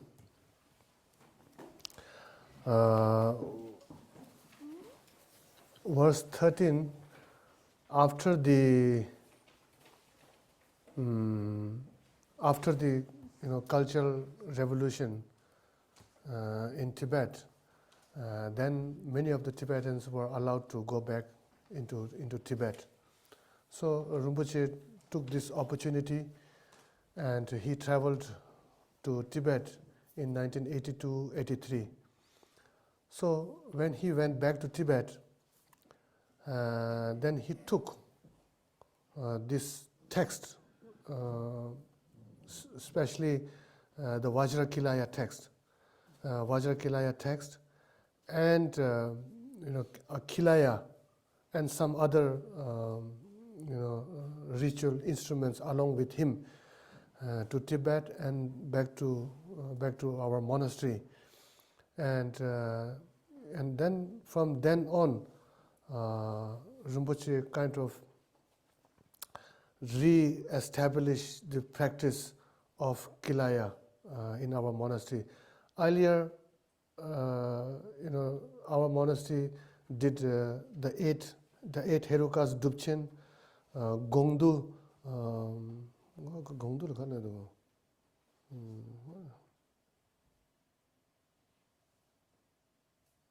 the kind of the collection of intent, it's called Gongdu Dubchen and Purba Dubchen. So we did these three Dubchen, but after 1958-59, it was no more. The practice happened, and in 1982-83, Rinpoche went back, and then he started, with some of the monks who are still alive, and I think I'm not sure if Lamchen Jabur Rinpoche was there or not. It's not so clear. So anyway, Rinpoche then restarted the Kilaya Dubchen in our monastery, and not only that, then he traveled to central Tibet, and central Tibet he went to Drigung, and Drigung he met the great yogi Pachung Rinpoche, again one of the great yogis of that time, and from him then he asked for all the 6 yogas of Naropa, and he took a tape recorder with him, and he was asking questions, and Pachung Rinpoche was replying to the questions, and if some questions were not clear, Rinpoche would ask again, and Pachung Rinpoche would describe, and also not only the Rinpoche kind of wrote down kind of a memo of everything, and this recording was later used for the first set of retreatants that happened in exile for our lineage, Drigung lineage. So I don't remember the exact year. So the first set of retreatants, I think there were around 10 to 15 monks. They went into retreat. And they used these recordings because it was not clear, some of the posture, mudras, and so on and so on. So they relied upon this recording of Pachung Rinpoche that Ontul Rinpoche made, and they were able to perform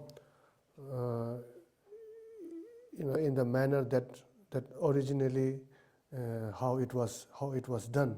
So the author here is kind of referring to that.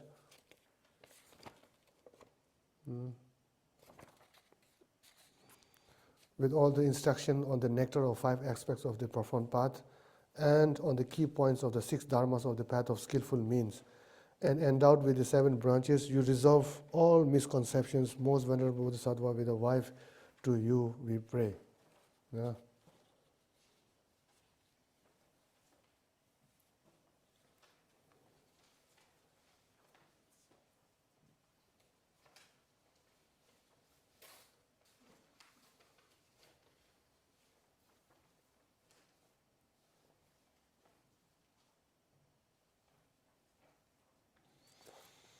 The English translation says Bodhisattva with a wife.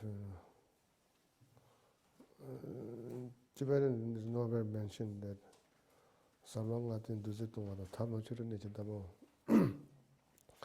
Consuming the nectar of instruction of the 5 aspects of profound path, Tablong Churu Neje Dambakun. And on the key points of the six dharmas, path of skillful means this he received from the retreat from the yogi Pachung Rinpoche.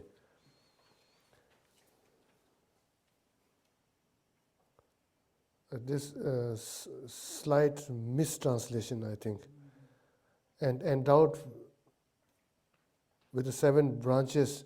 These 7 branches, endowed with 7 branches, is referring to this yogi Pachung Rinpoche, and making supplication to the one who has resolved all misconception. This is referring to Ontul Rinpoche. So there's, I think, slight mistranslation here.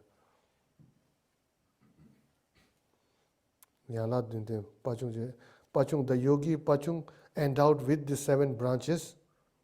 Yeah, in front of him, he received all these instructions, profound instructions, and is supplicating to the one who has resolved all misconception. Is referring to Ontul Rinpoche. Yeah, so slight mistranslation here.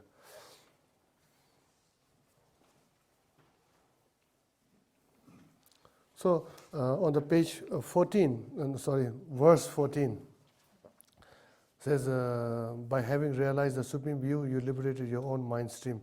By having cultivated supreme meditation, you ripened the mind stream of others. With supreme conduct, free of attachment and uncontrived, you excellently established the two benefits. To you we pray. So, in the title, I remember title of this event or this morning session is in the Pith instruction, something like Pith instruction. Yeah?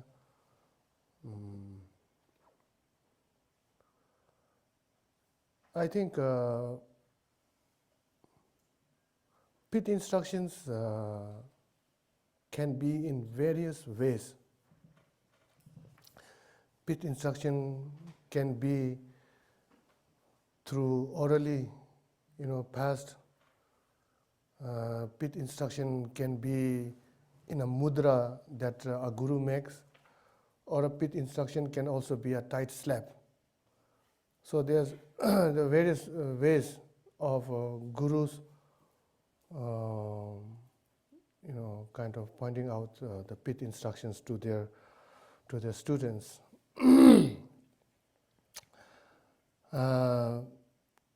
I personally, of course, I have received many teachings, empowerments from Ontul Rinpoche, especially due to the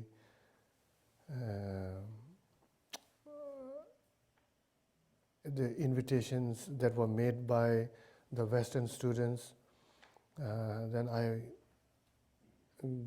got to travel with him as an attendant, and because of that I have received many teachings, instructions from him.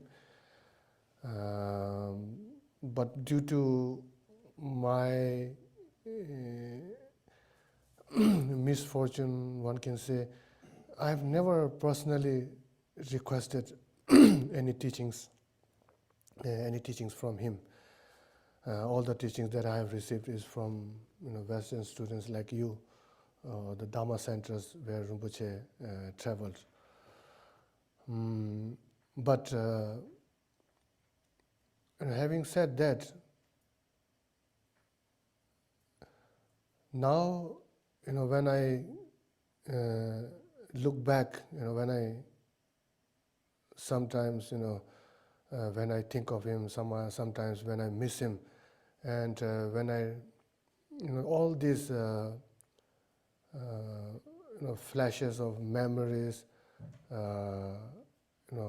come into my mind, and instead of getting kind of attached to these memories, I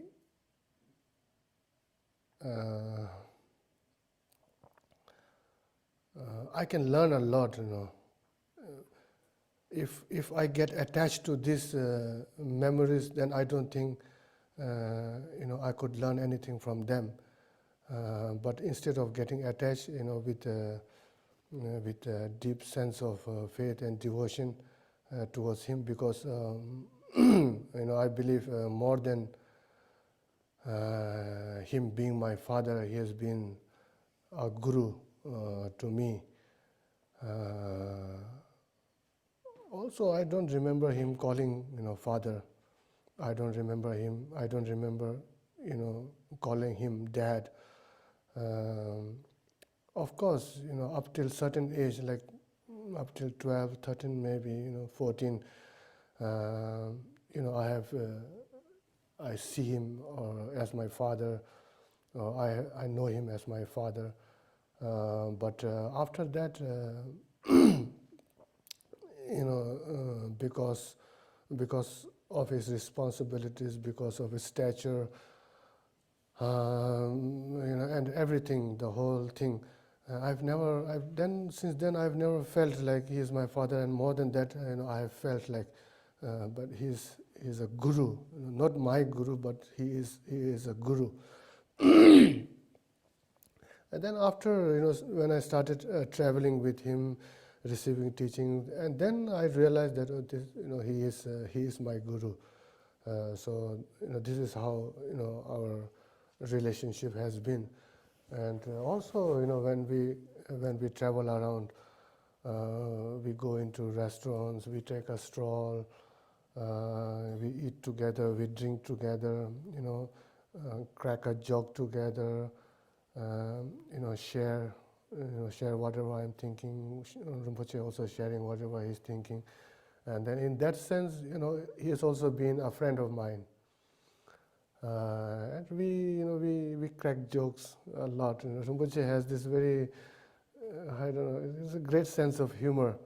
Some people will not get it, because it's very Tibetan kind of thing. But people who are kind of used to him will, get his sense of humor and joke. So yeah, he's also been, a friend of mine. So all these years when I've been together with him, the only teachings that I have received from him is mainly orally. Yeah, and the teachings that I am receiving now, like I said, I have this, memories, flashback memories of him, all kind of things, all kind of circumstance, all kind of situations, all kind of postures that I have seen him, that flashes back in my mind, all the conversations that we had, that comes into mind, and through this, now, in a way, I am receiving teaching also. So this again, kind of a wonderful thing, even though his physical body is not with us.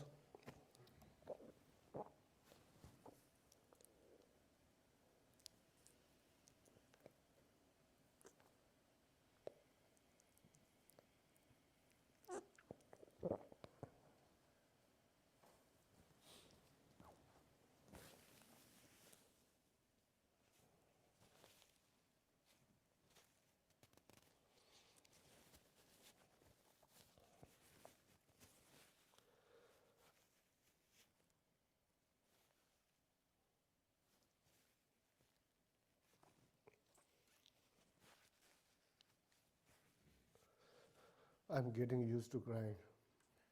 Earlier I used to feel a little bit awkward, shy, but now I'm getting used to it.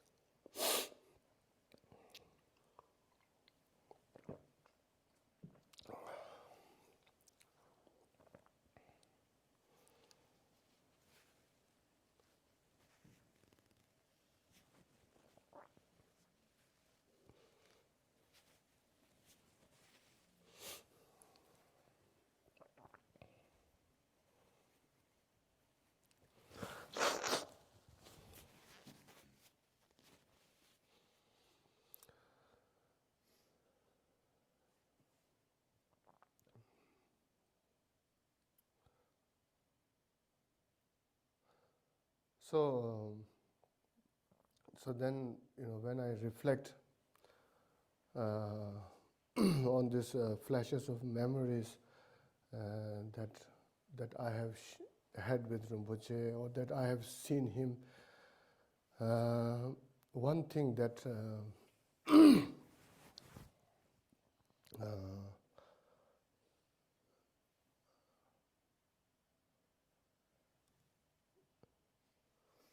in Dzogchen, there's this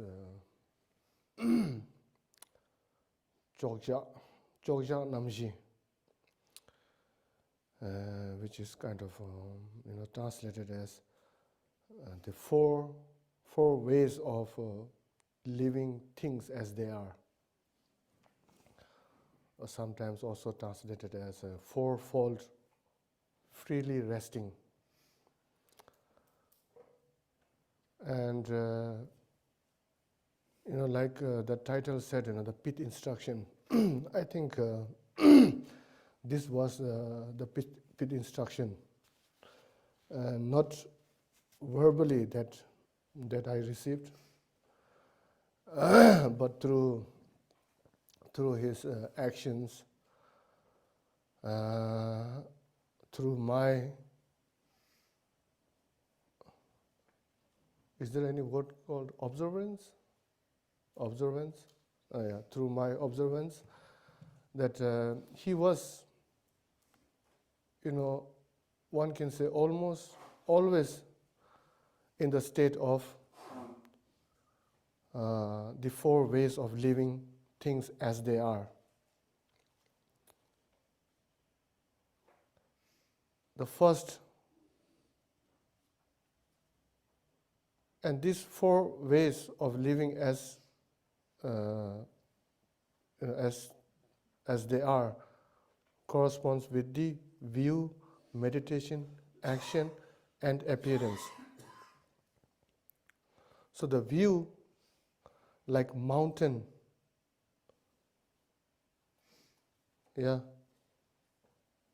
left as it is.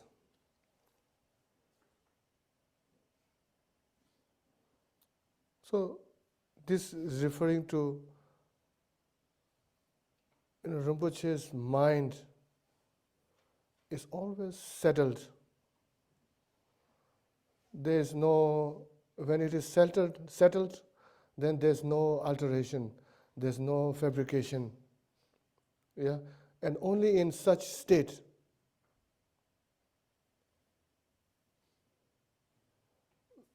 when one is able to look within,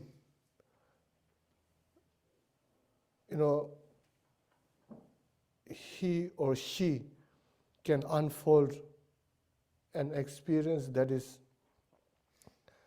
indescribable. And this indescribable experience has no fixed character as either this or that. And this natural radiance will, of which will not cease. And I believe, he's always in this state, this genuine state, the natural condition, the actual dharmata beyond conception. This is the insight born of natural luminosity. So this is the view, like a mountain left as it is. Second, meditation, like the ocean left as it is. So when you simply remain in that natural state, there's neither meditation or there's distraction. So there's no post-meditation and meditative session. Both are one. So in this neither meditation nor distraction state, without suppressing the thoughts, without cultivating the thoughts, or fabricating or analyzing, always settled into this fully genuine state.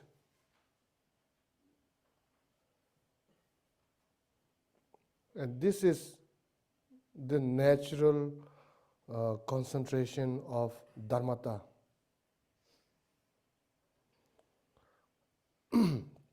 Uncorrupted by the bonds of actions or deliberate actions.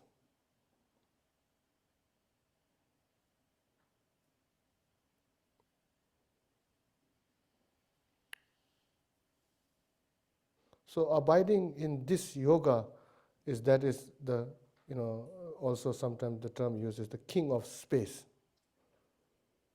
So that this is meditation, like the ocean left as it is.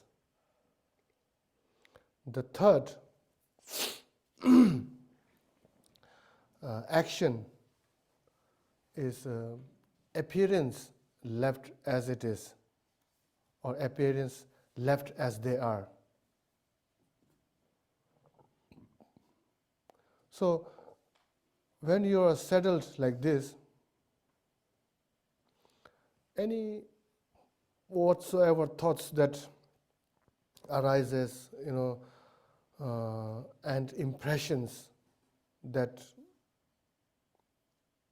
kind of stir within, and any appearances that occur, without, they should neither be prevented or encouraged, but left as they are. So as long as you do not kind of stay away from this natural state, whatever unfolds, it will bring neither harm or benefit. And also, without concern for good, bad, acceptance, rejections. So this is the action. The third, appearance left as they are. And fourth, sometimes only three, chogjak sum, like three way of leaving things as they are. Sometimes there are four ways of leaving things as they are. The fourth, the fruition, awareness left as it is. So, as you make progress along the path, all that appears and exists will become single, all-embracing sphere of awareness, emptiness. And within that, everything is perfect. Yeah, everything is perfect and complete. So this happens without any effort, and it is also spontaneously accomplished. So there's there's no longer kind of effort or striving to adopt or abandon everything. The adopting and abandoning simply kinds of fades away. And similarly, hopes and fears, for samsara and nirvana, they are no more. And with that, then the primordial nature, manifests. This is the fourth. So when I reflect, and to all the the flashes of memories that I have with him, I find Rinpoche and always within this four state, and this, I myself, took up, take it as a teaching, and as a pit.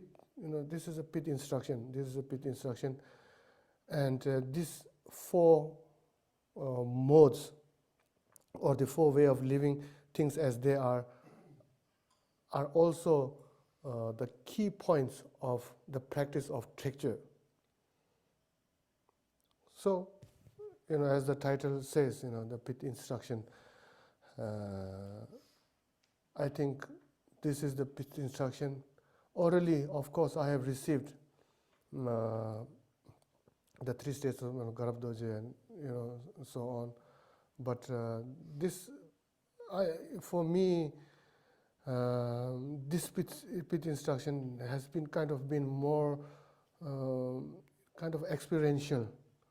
Not that I am realizing or whatever, but the way I relate with the mudras, the gestures, the appearance, the actions of Rinpoche, and this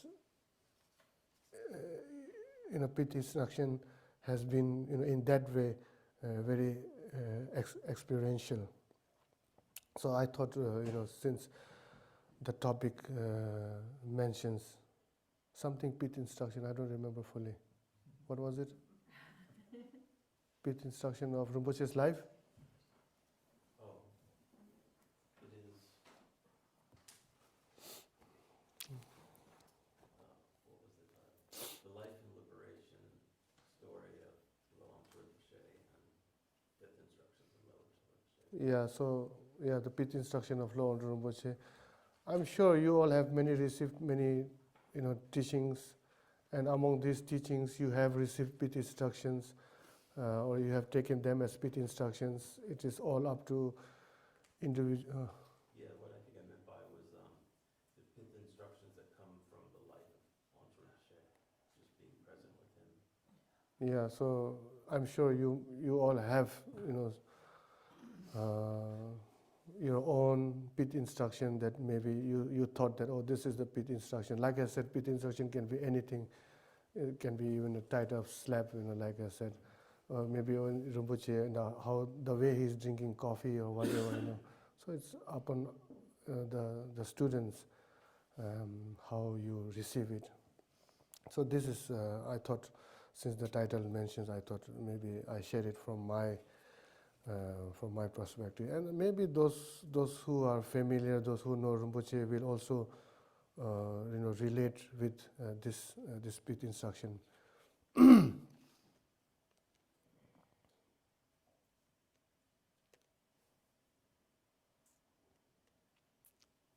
So that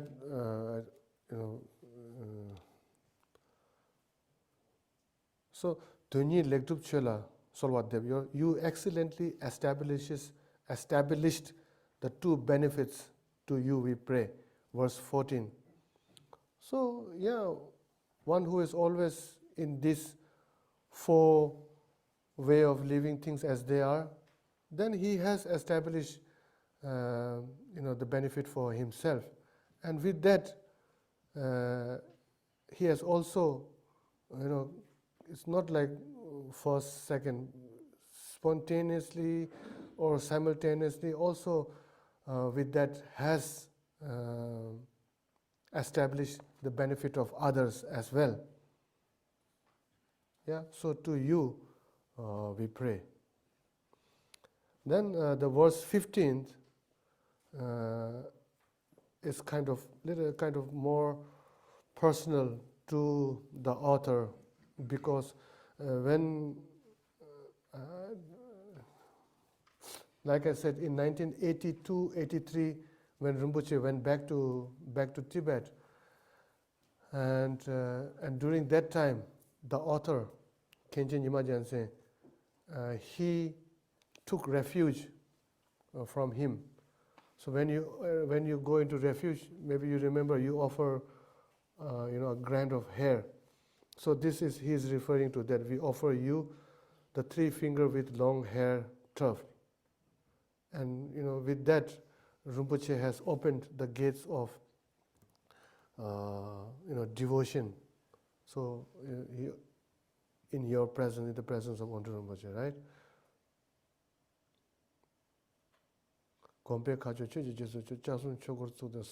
So we turn towards your footstep to follow you. You led us to threefold refuge, the gateway of Dharma. To you we pray.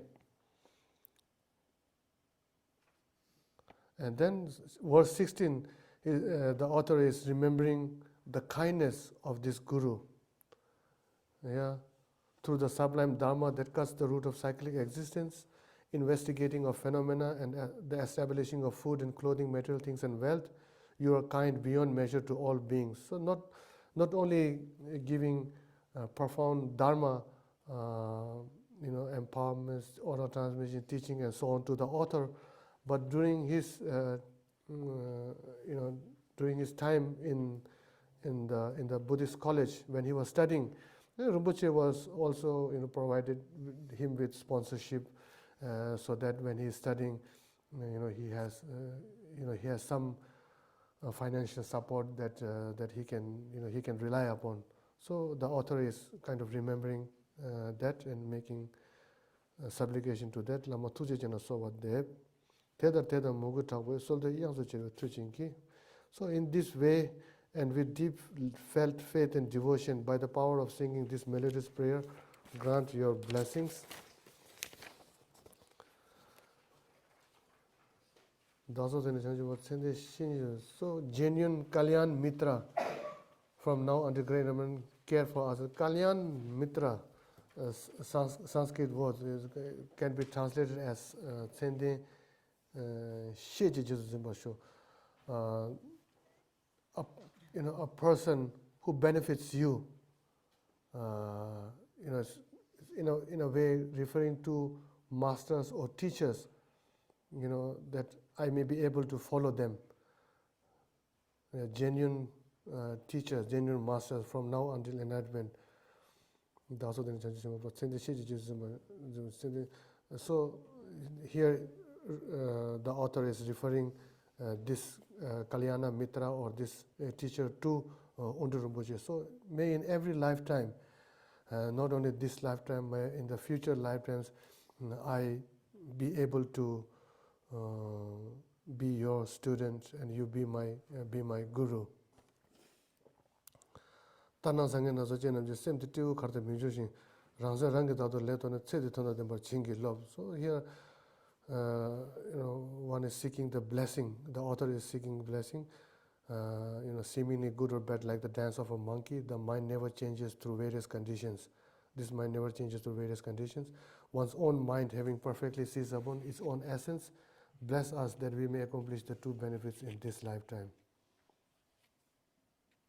Chamni Gundalama Jela, the Dimitri Motambichola course, Dujin Motoson Gomaso, Sedaton de Marchingi Lob. So there's all the aspiration the author is making to bless him, or in general to bless us with.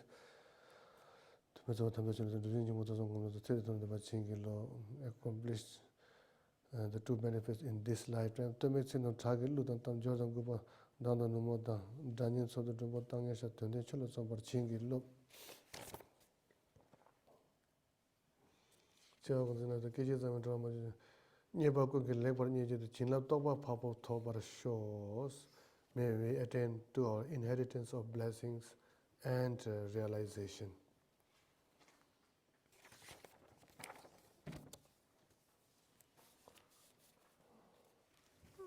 And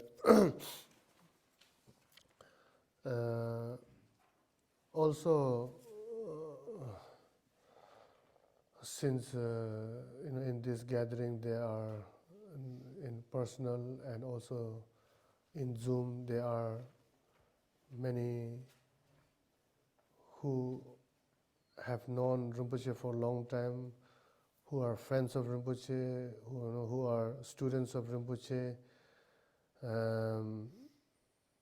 I thought it will be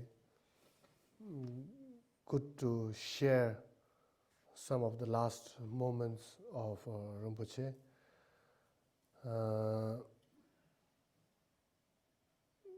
Because what we have to seek from it is that maybe when you read these announcements when a Lama passed away, they say like it's all like some people take it very literally, but it's all kind of the feeling one is expressing. In the beginning they write, due to the lack of merit of sentient beings, the Lama has left his physical remains and entered into the state of Dharmakaya and so on.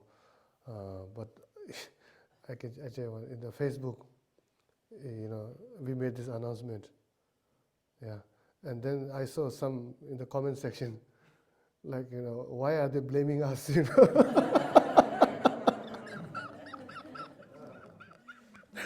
So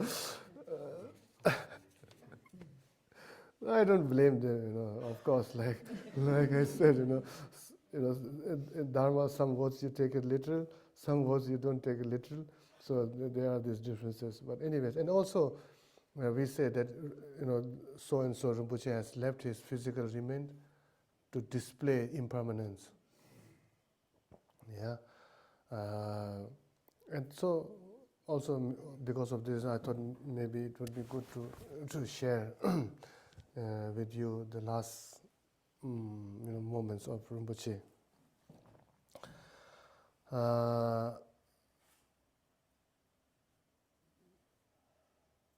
Rinpoche, around 4 or 5 months before his passing away, he was diagnosed with liver failure, and we seeked divination of His Holiness Chasar Rinpoche, which is very normal for us to do, and we asked, in the divination we asked whether Rinpoche to show him to a allopathic doctor or to a Tibetan doctor, and Chasar Rinpoche said you show it to a Tibetan doctor, and that to a Tibetan doctor in Dehradun. Dehradun is a place where the main seat of Drikung is, where the main seat of in exile is established by His Holiness Chasar Rinpoche is. So then Rinpoche, we came down to Dehradun, and then we were showing to this doctor, and Rinpoche was taking the medicines, and also for the sake of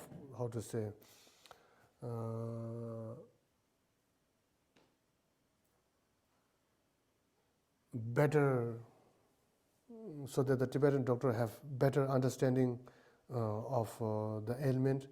The Tibetan doctor, they only check the urine and the pulse, and maybe your face. Other than that, we have no instruments. So for the sake of better understanding, then we did some checkup, some tests, and we showed them to the Tibetan doctor. So we were doing like this. The allopathy doctor, he told us, I was there, my sister and my brother was there when we went to see the doctor. Sonam, she was with Rinpoche at that time. And he clearly said that there's nothing much we can do about his ailments. Because of his age, we cannot do transplant, and also we won't be able to do anything other than that.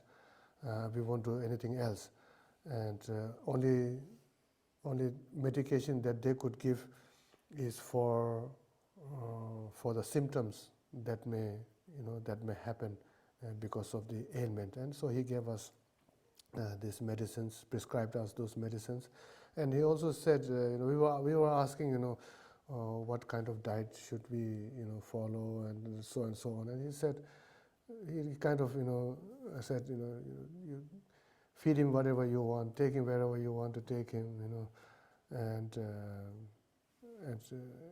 he said he won't live. I don't exactly remember. He said he won't live more than some number of months and something like that. So yeah, of course, that was very heartbreaking to hear. But also, we were also kind of, not being kind of, pessimist. We were like a little bit optimist about Tibetan doctor, Tibetan medicine. He's a very good doctor, and the doctor also, Tibetan doctor also said maybe because of the year when Rinpoche was ill was a year of the tiger, and that was his obstacle year. And but yeah, so then we went back, and we didn't inform Rinpoche about this thing. And of course, we were very careful with the diets, and all other aspects, with that. So we were very careful. We were attending everything. But Rinpoche in the first maybe month and so, he had some symptoms like like itching and so on, which he took medicine, and that also kind of went away. After that, he had no symptoms at all. He didn't have to take any Western medicine at all. He had very good sleep. He woke up same, and it was kind of a normal routine, that he was in. But now when looking back, of course, with each passing day, each passing moment, his health was getting worse and worse. It was deteriorating.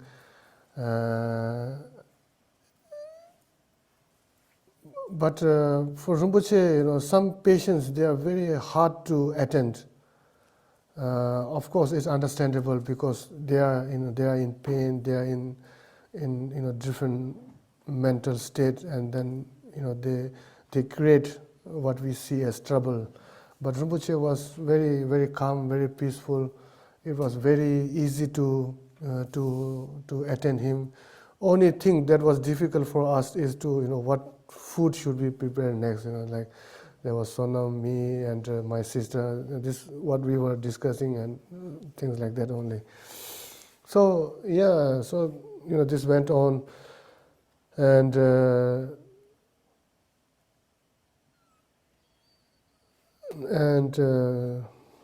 until November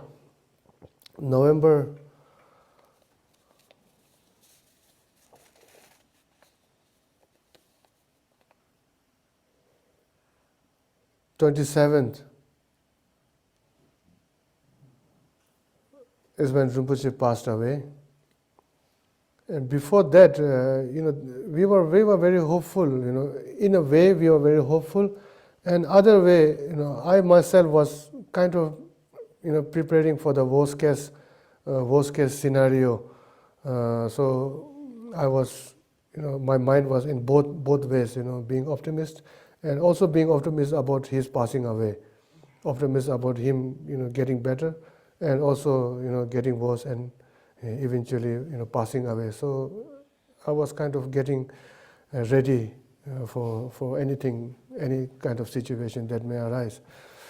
But we never saw, or it never felt that Rinpoche would pass away this soon. We were very hopeful that Tibetan New Year was coming kind of soon after a couple of months for Tibetan New Year, and one New Year is a new year. The obstacle year will be gone, and then his health will start improving. So this is one optimist thinking that we had. And I think November 18, so November 20 is when Rinpoche passed away. And November 18, I had to go to a nearby city for some work. So I and my wife, We left, we went to Rinpoche and told him we are leaving for this and that reason, and then we left. And the 18th, we were in this city, 18th, 18th we were in this city, and night, we were supposed to spend 2 nights there. And 18th night we stayed there, and the morning, then my wife, she was, she was a little bit kind of worried, and she was telling me that that maybe we should go back to Rinpoche. She don't feel good, and she had certain dreams. And then immediately I said, okay, let's leave. And then immediately we checked out, and we left, and we reached where Rinpoche was staying around 6 in the evening. And by that time, Rinpoche's health has, kind of gone, from bad to worse, and he could not, he did not have the energy to speak, or he did not have the energy to stand from where he was sitting and to move to the bed. So we had to take him, we had to carry him and to the bed. So this is what happened. And also my mom, she told me, when I was in this city, Rinpoche was kept asking, when I'm coming back, and my mother, of course, told him, oh, they are coming so and so, date. Rinpoche, you don't have to worry, I just talked with them, they are fine. And but Rinpoche again later he asking, when am I coming back? So in a way, I think maybe he was waiting for me to be there. And then the night Rinpoche started to feel a little bit discomfort, and no matter which position we put him into, he was not comfortable. And my mother, she has all these precious dharma, pills, substances to eat, to smell, so and so. So she was doing all of these things. And then slowly Rinpoche felt a little better, and then he went to sleep. And so we decided, my sister, she decided that she will sleep with Rinpoche for that night. And then my mother and my sister were with Rinpoche, and then Sonam and we left. We went downstairs. Also my brother, he was sleeping in another room. So we all went, and I think around 1:30, around 1:30 in the middle of the night, or one can say in early morning, 1:30 a.m., my sister came down and she woke me up. And she like, oh, you have to come up. I cannot feel the pulse of Rinpoche. Maybe you remember during COVID we had this thing to put in a finger, to oximeter and stuff. And so we went up, we did oximeter. There was nothing on it. And but I checked Rinpoche's pulse. It's still breathing. It's still still beating. And then. Rinpoche, due to his lack of energy, he was not able to speak, and he was lying down, and he was trying to say something which we could not hear, or we could not guess, and then we were kind of speaking to him back and forth, like, are you trying to say this, are you trying to say that? And then I think my brother said maybe Rinpoche is saying he wants to sit in upright position. Then I asked him, do you want to sit upright position? He kind of nodded, and then he put Rinpoche into sitting position, and his legs were still stretched, and we put him into sitting position, and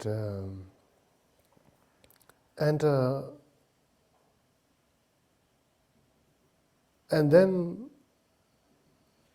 that time we did not notice. But later, after everything happened, and then my mother, sister, my brother, Sonam, and we were all kind of recollecting what happened, during those times. And then we all,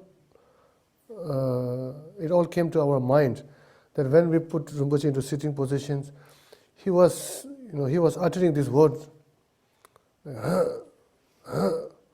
And then we came to realize that Rinpoche, at that time Rinpoche did Powa. And after doing Powa, I remember, he took this very long breath,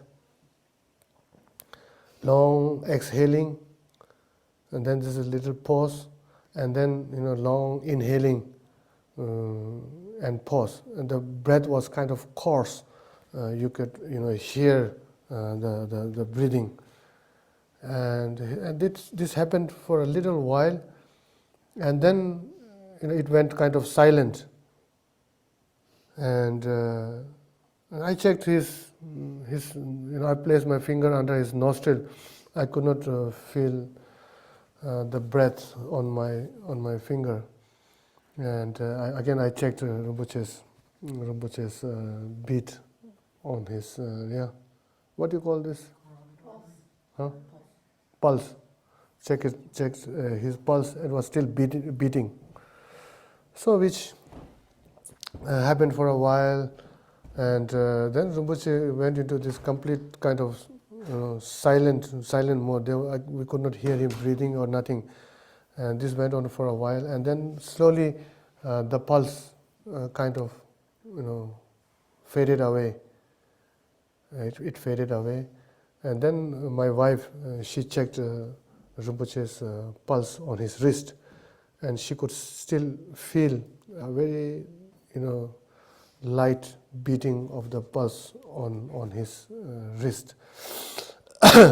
So this again happened for a while. So and then exactly around 2:20, the beating on his pulse stopped. And then I told my family that now Rinpoche has left his physical body, and then I put him into his legs was stretched out, so I put him into lotus position, not full lotus position but half lotus position, and took out the blankets that he was wearing, and then placed him with the robe that he wears. And then the family, we started to do the prayer of confession that we have to do. Normally we do when a lama or any other person dies. So we did the prayers of confession, and after prayers of confession, then we did the Guru Yoga practice of the 7-line supplication prayer composed by Mipam, shower of blessing. So all the family together we did this Guru Yoga together, and there were no crying, nothing. Maybe I don't know, we were numb, I don't know, whatever, there were no crying, no loud noises, whatever. And then it was still very early in the morning. Then I think around 4 o'clock, then I went to the monastery, and the monastery there's one very good retreat master, Drupon. So I called him, I woke him up. His gates were locked, so we had to jump through the gates and knocked very hard on his window, and he woke up, and we told him, and he was also kind of surprised, saddened and surprised. And I told him, please, you have to come with us. So he came with us, and again together with him, again we did all the necessary supplication prayer, that needs to be done. We did that, and also meantime I was trying to get hold of Garchen Rinpoche, get hold of our Rinpoche in Tibet, and fortunately I was able to get hold of Garchen Rinpoche, and Garchen Rinpoche through phone. I put the loudspeaker, and Rinpoche again did those supplication prayers, like the Mahamudra aspiration, Dzogchen ones, and also there are this supplication prayer to requesting, supplicating the Guru to remain in remain in samadhi. So there are also this supplication prayer. So Gachi Rinpoche did those. And also Bongtu Tenzin Nyima Rinpoche from Tibet, he was able to do it through WeChat. We did this speaker, and he did those and everything. And His Holiness Chesa Rinpoche, we were not able to get to him because he was, that time he was traveling from Taiwan to Vietnam. So we could not get hold of him. But later, His Holiness Chesa Rinpoche called, and again through speaker, then Chesa Rinpoche also did all this supplication and aspiration prayers. So Rinpoche remained in Tukdam for 3 days, Samadhi for 3 days. In these 3 days, one thing, when he passed away, and after we were doing our Guru Yoga and everything, and I think after some time, I noticed his face had changed. And I spoke with our family. They all noticed, the Rinpoche's face has changed from the time of him passing away, and when he is in samadhi. So this, his face completely changed, and so maybe, from there he was in samadhi. So he remained in samadhi for 3 days, and then at the end of the 3rd day, Rinpoche head was tilted to his left, and I called Bontu Rinpoche in Tibet, and I told him Ontul Rinpoche has tilted his head, and then he said, if Rinpoche's body has been compromised in the position, then that means he is out of samadhi. Now you should prepare for the other things. And then with myself, some of my monks, and we had one Drupa, one other Vajra master. So first we did the cleansing, with saffron water. We bathed the body of Rinpoche with saffron water, and this saffron water is specially blessed, which the retreat master had long time back when His Holiness Chesa Rinpoche he felt a little ill. Then all the monks of different monasteries, Rinpoches, Tukus, they gathered, and they did Ushnisha Vijaya Puja. So he had some water, some nectar from there. So we added a little bit more of saffron water, and then we took out all the clothes, and then we bathed. I bathed him with saffron water, and then let his body dry, and then we applied the 6 medicinal herbs, the 6 zangdu, 6 kinds or 6 medicinal herbs all over his body, and then wrap his body with cotton cloth, and then we put him into Sambhoga Kaya posture with the Sambhoga Kaya attire, and then for 3 weeks we preserved his body in salt, in hard rock salt. And also it's very difficult. First we had to dry roast the salt, so whatever humid, whatever it had to dry out, which was not easy. And then we had to put everything into we made these small sacks, put them into these small sacks, and then put to basically cover Rinpoche's holy body with this salt. And so for 3 weeks we kept him like that. And then Bontu Rinpoche, who is also a physician, was a very good Tibetan doctor, he started to feel a little bit worried about whether we will be able to preserve his body like this until the 49th day. And because liver ailment illness produces a lot of liquid, a lot of water, and he was a little bit worried. Also, he had in his own experience with one Lama, it happened. The family, or what we call the family of the Rinpoche, they insisted on keeping the body of the Rinpoche, and Rinpoche, being a physician, he told the family that you won't be able to keep, it's already gone bad, but they didn't listen. So they kept the body until 49th day, and the 49th day when Rinpoche returned, he said, it was like all bloated, and you could not, like put the body into the posture that is needed to, like bones will come out and it would break open. So he was a little bit worried, and I said, of course, Rinpoche, whatever you say. And then after the third week, then we looked for like big freezer that we can preserve his body. And it was kind of difficult. We called here and there and everywhere, but we found it right, not next to, but within the city itself. And there was this very small shop. From outside you won't know that this is a freezer shop.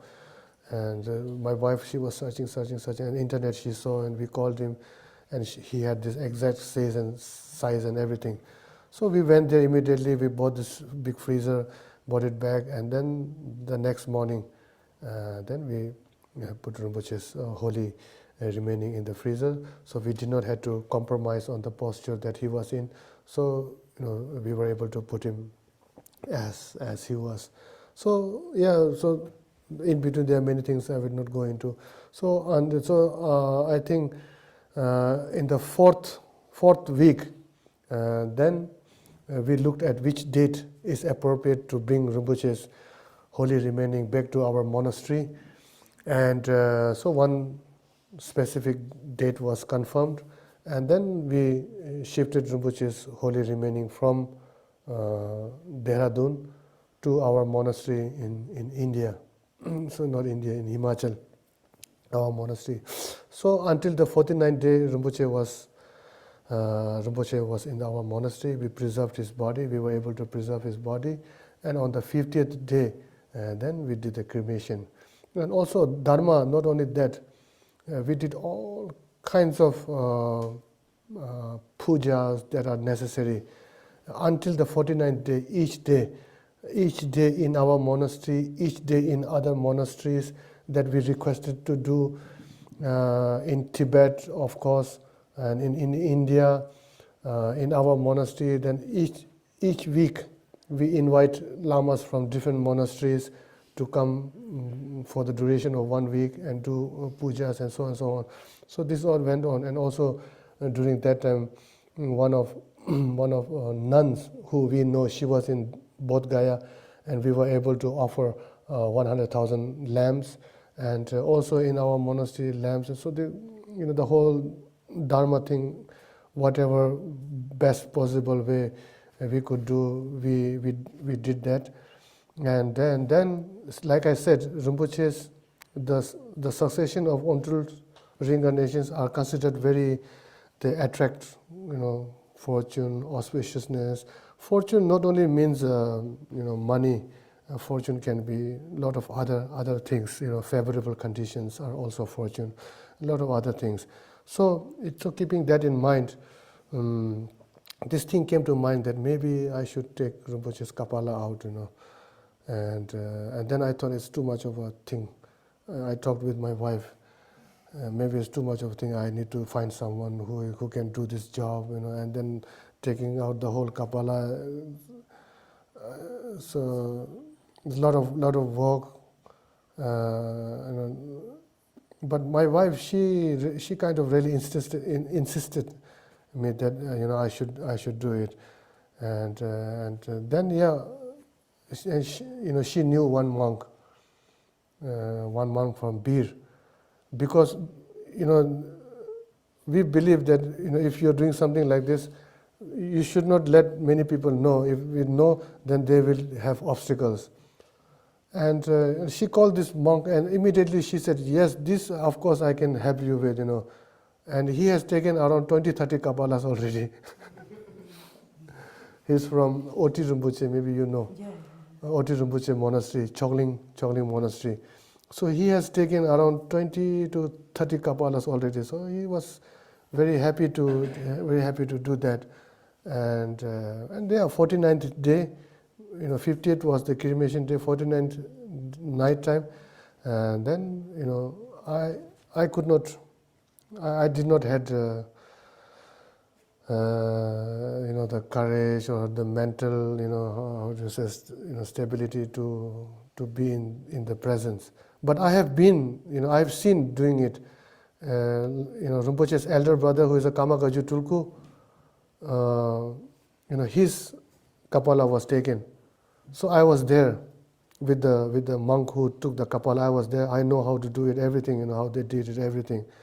But since being my father, my guru, I was mentally, emotionally not sure. So I asked my cousin brother, who is a Rinpoche, who is son of Kamakaju Tulku, my uncle, him and another monk. So they helped, and they took out the kapala, and after taking out the kapala, they have to boil it with ashes. Yeah, boil it, and all the whatever remainings they come out, and he gave me the kapala, and immediately I put these 6 kinds of medicinal herbs. A kapala, you don't keep. Kapala is known as sustaining the bliss. So you never keep the kapala empty. The more offerings you keep in the kapala, the more bliss or fortune one will definitely receive, in terms of material or in terms of spiritual. So you never keep a kapala empty. So this Rinpoche, I've heard Rinpoche saying again and again. And so immediately when I got the kapala, I had these 6 medicinal herbs ready. I placed it inside, wrapped in a cloth, and then place it inside our shrine. And our shrine, we have a special place dedicated to fortune, to wealth, a Zambala place. So I place it there. And then 50th day, the cremation happens. Then we invited. I think some of you attended through live. We made it live, this whole cremation, because there were many students of Rinpoche. For obvious reasons, they were not able to attend, and so we thought it would be good if through internet they can take part in it. So everything went on very well. Both spiritually, materialistically, everything, whatever elaborate way we can do, we did it. And not only that, our responsibility doesn't stop there. Of course, as a Rinpoche, his reincarnation will come, and regarding reincarnation, I talked with the other Rinpoches of our monastery in Tibet. I told them, since he might be my father, but he is a guru of us all. So we all have to have same. We have to discuss and come to the same conclusion of how and who will recognize the next reincarnation. And we all came to this conclusion that His Holiness Chezan Rinpoche, he will have the final say in regarding the reincarnation of Ontul Rinpoche.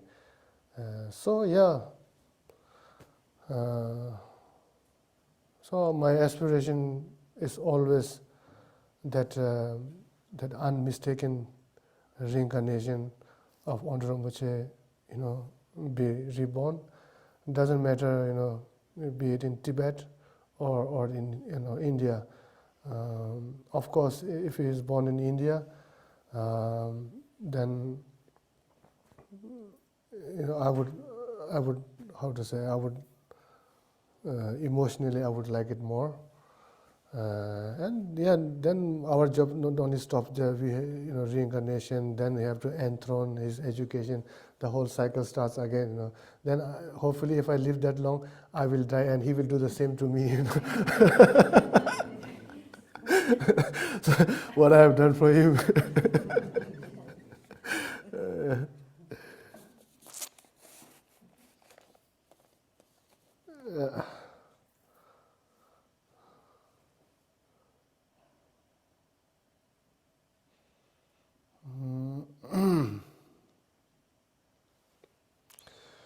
Yeah, so, keeping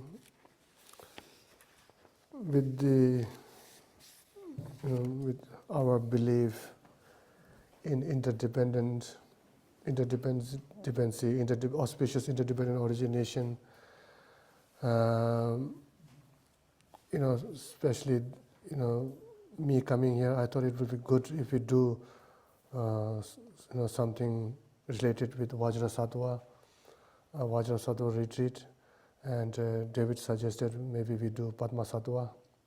It's from the Yangzab cycle of teachings, same Vajrasattva practice, because one way or another, many of you have connection with Ontul Rinpoche, and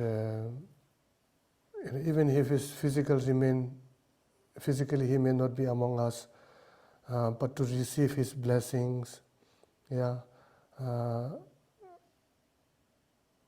samaya to our Guru is utmost important. And not only that, Rinpoche, taking rebirth swiftly, unmistakably, also our samaya to our Guru is utmost important. And because of this, I thought it would be very good for all of us to do this Vajrasattva retreat. So now, we are doing the Padmasattva retreat, so which is, all same. And also, like this session to, to create this interdependent, auspicious interdependent origination. And maybe, before we finish this session, we do the the swift reincarnation, rebirth of Ontul Rinpoche's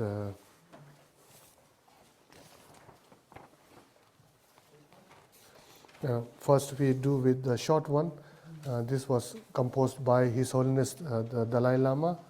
Yeah, so one time we do in Tibetan, one time we do in English.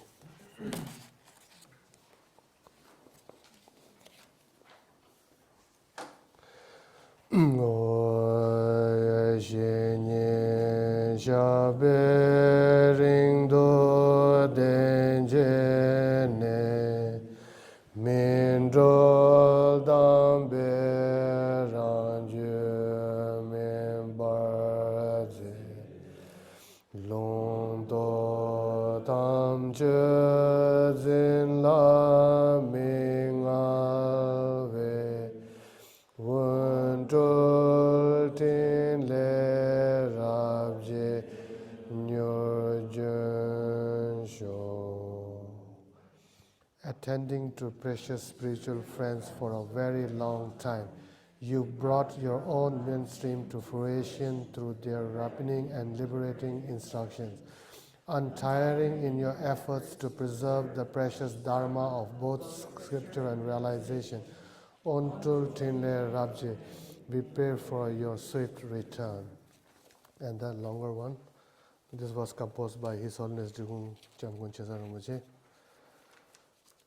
Moya chembe yeshe gunsa yangbe chen se chen to je jukar chang ye shin ten le ta ye shin gun cha ba bo to wan ji den gong be Chingelo Konjo Kondu Kaju Di Gombe Londo Temba Zembe Otenche De Kam Dembe Tuche Dakarwa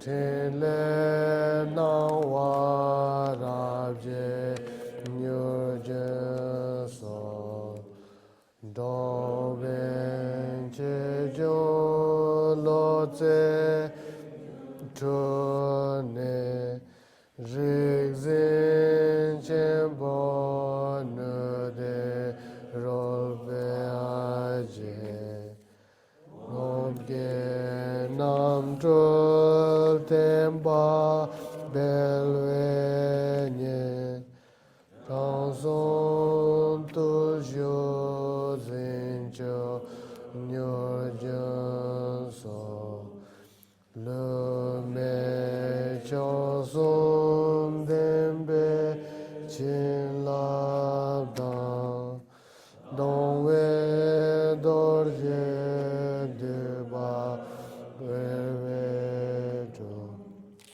La o cerveto La urtul bedaja Nurjan so. Your omniscient wisdom is like the universal clarity, the vast expanse of space.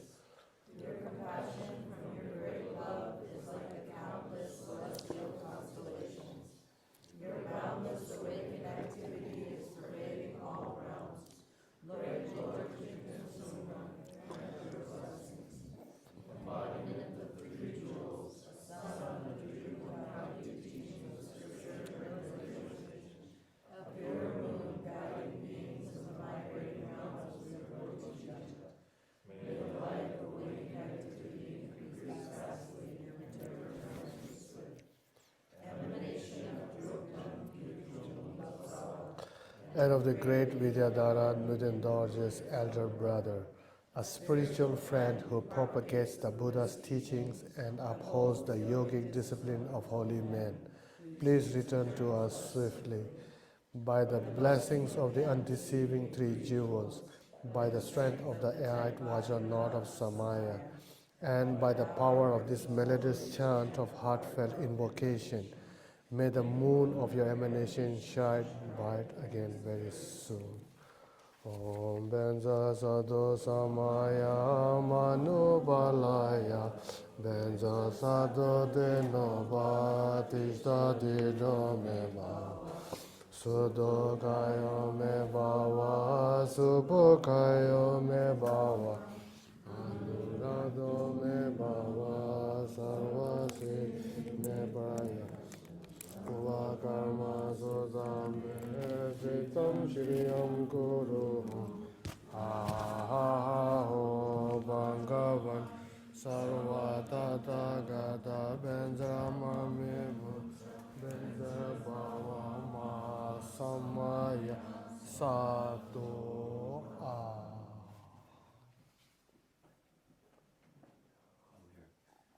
Just a quick announcement, especially for those on Zoom.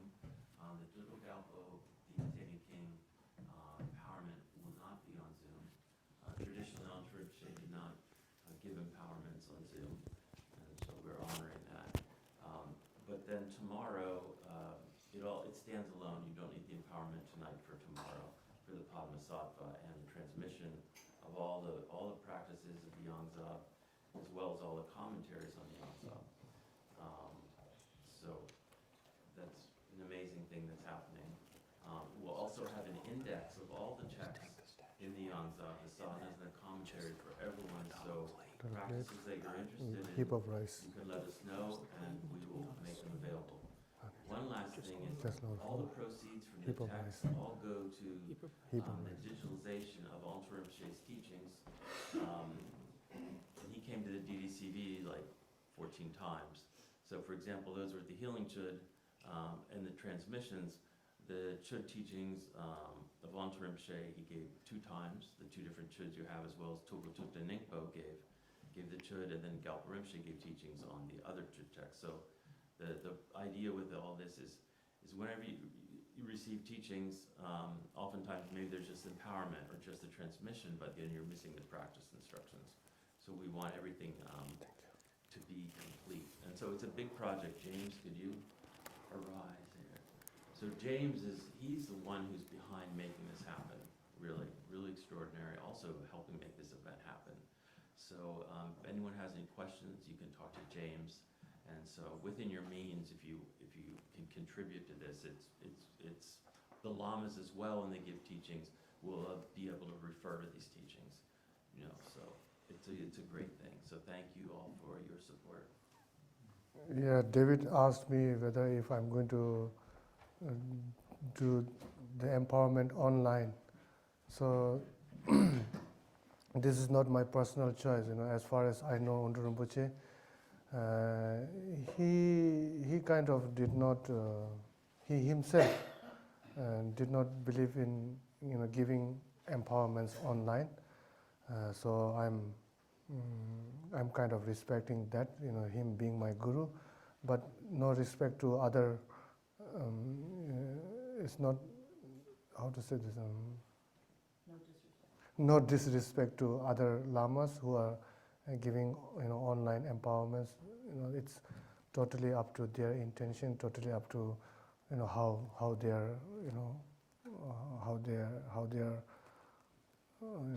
contemplating, or how they are thinking of it.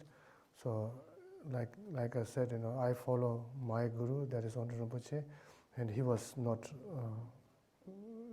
with the idea of giving empowerments online.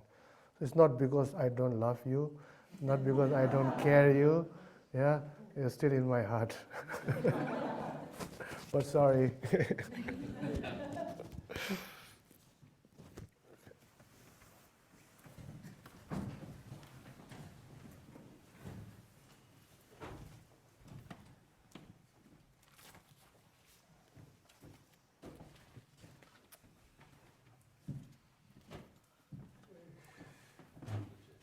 Ricochet, the microphone, did you? Yeah, here. Oh, okay, perfect. Is it this? For.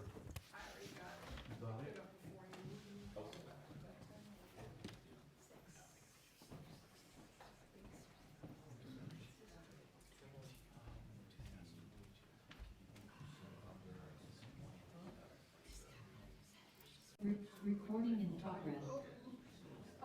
Recording in progress. Okay. Sonam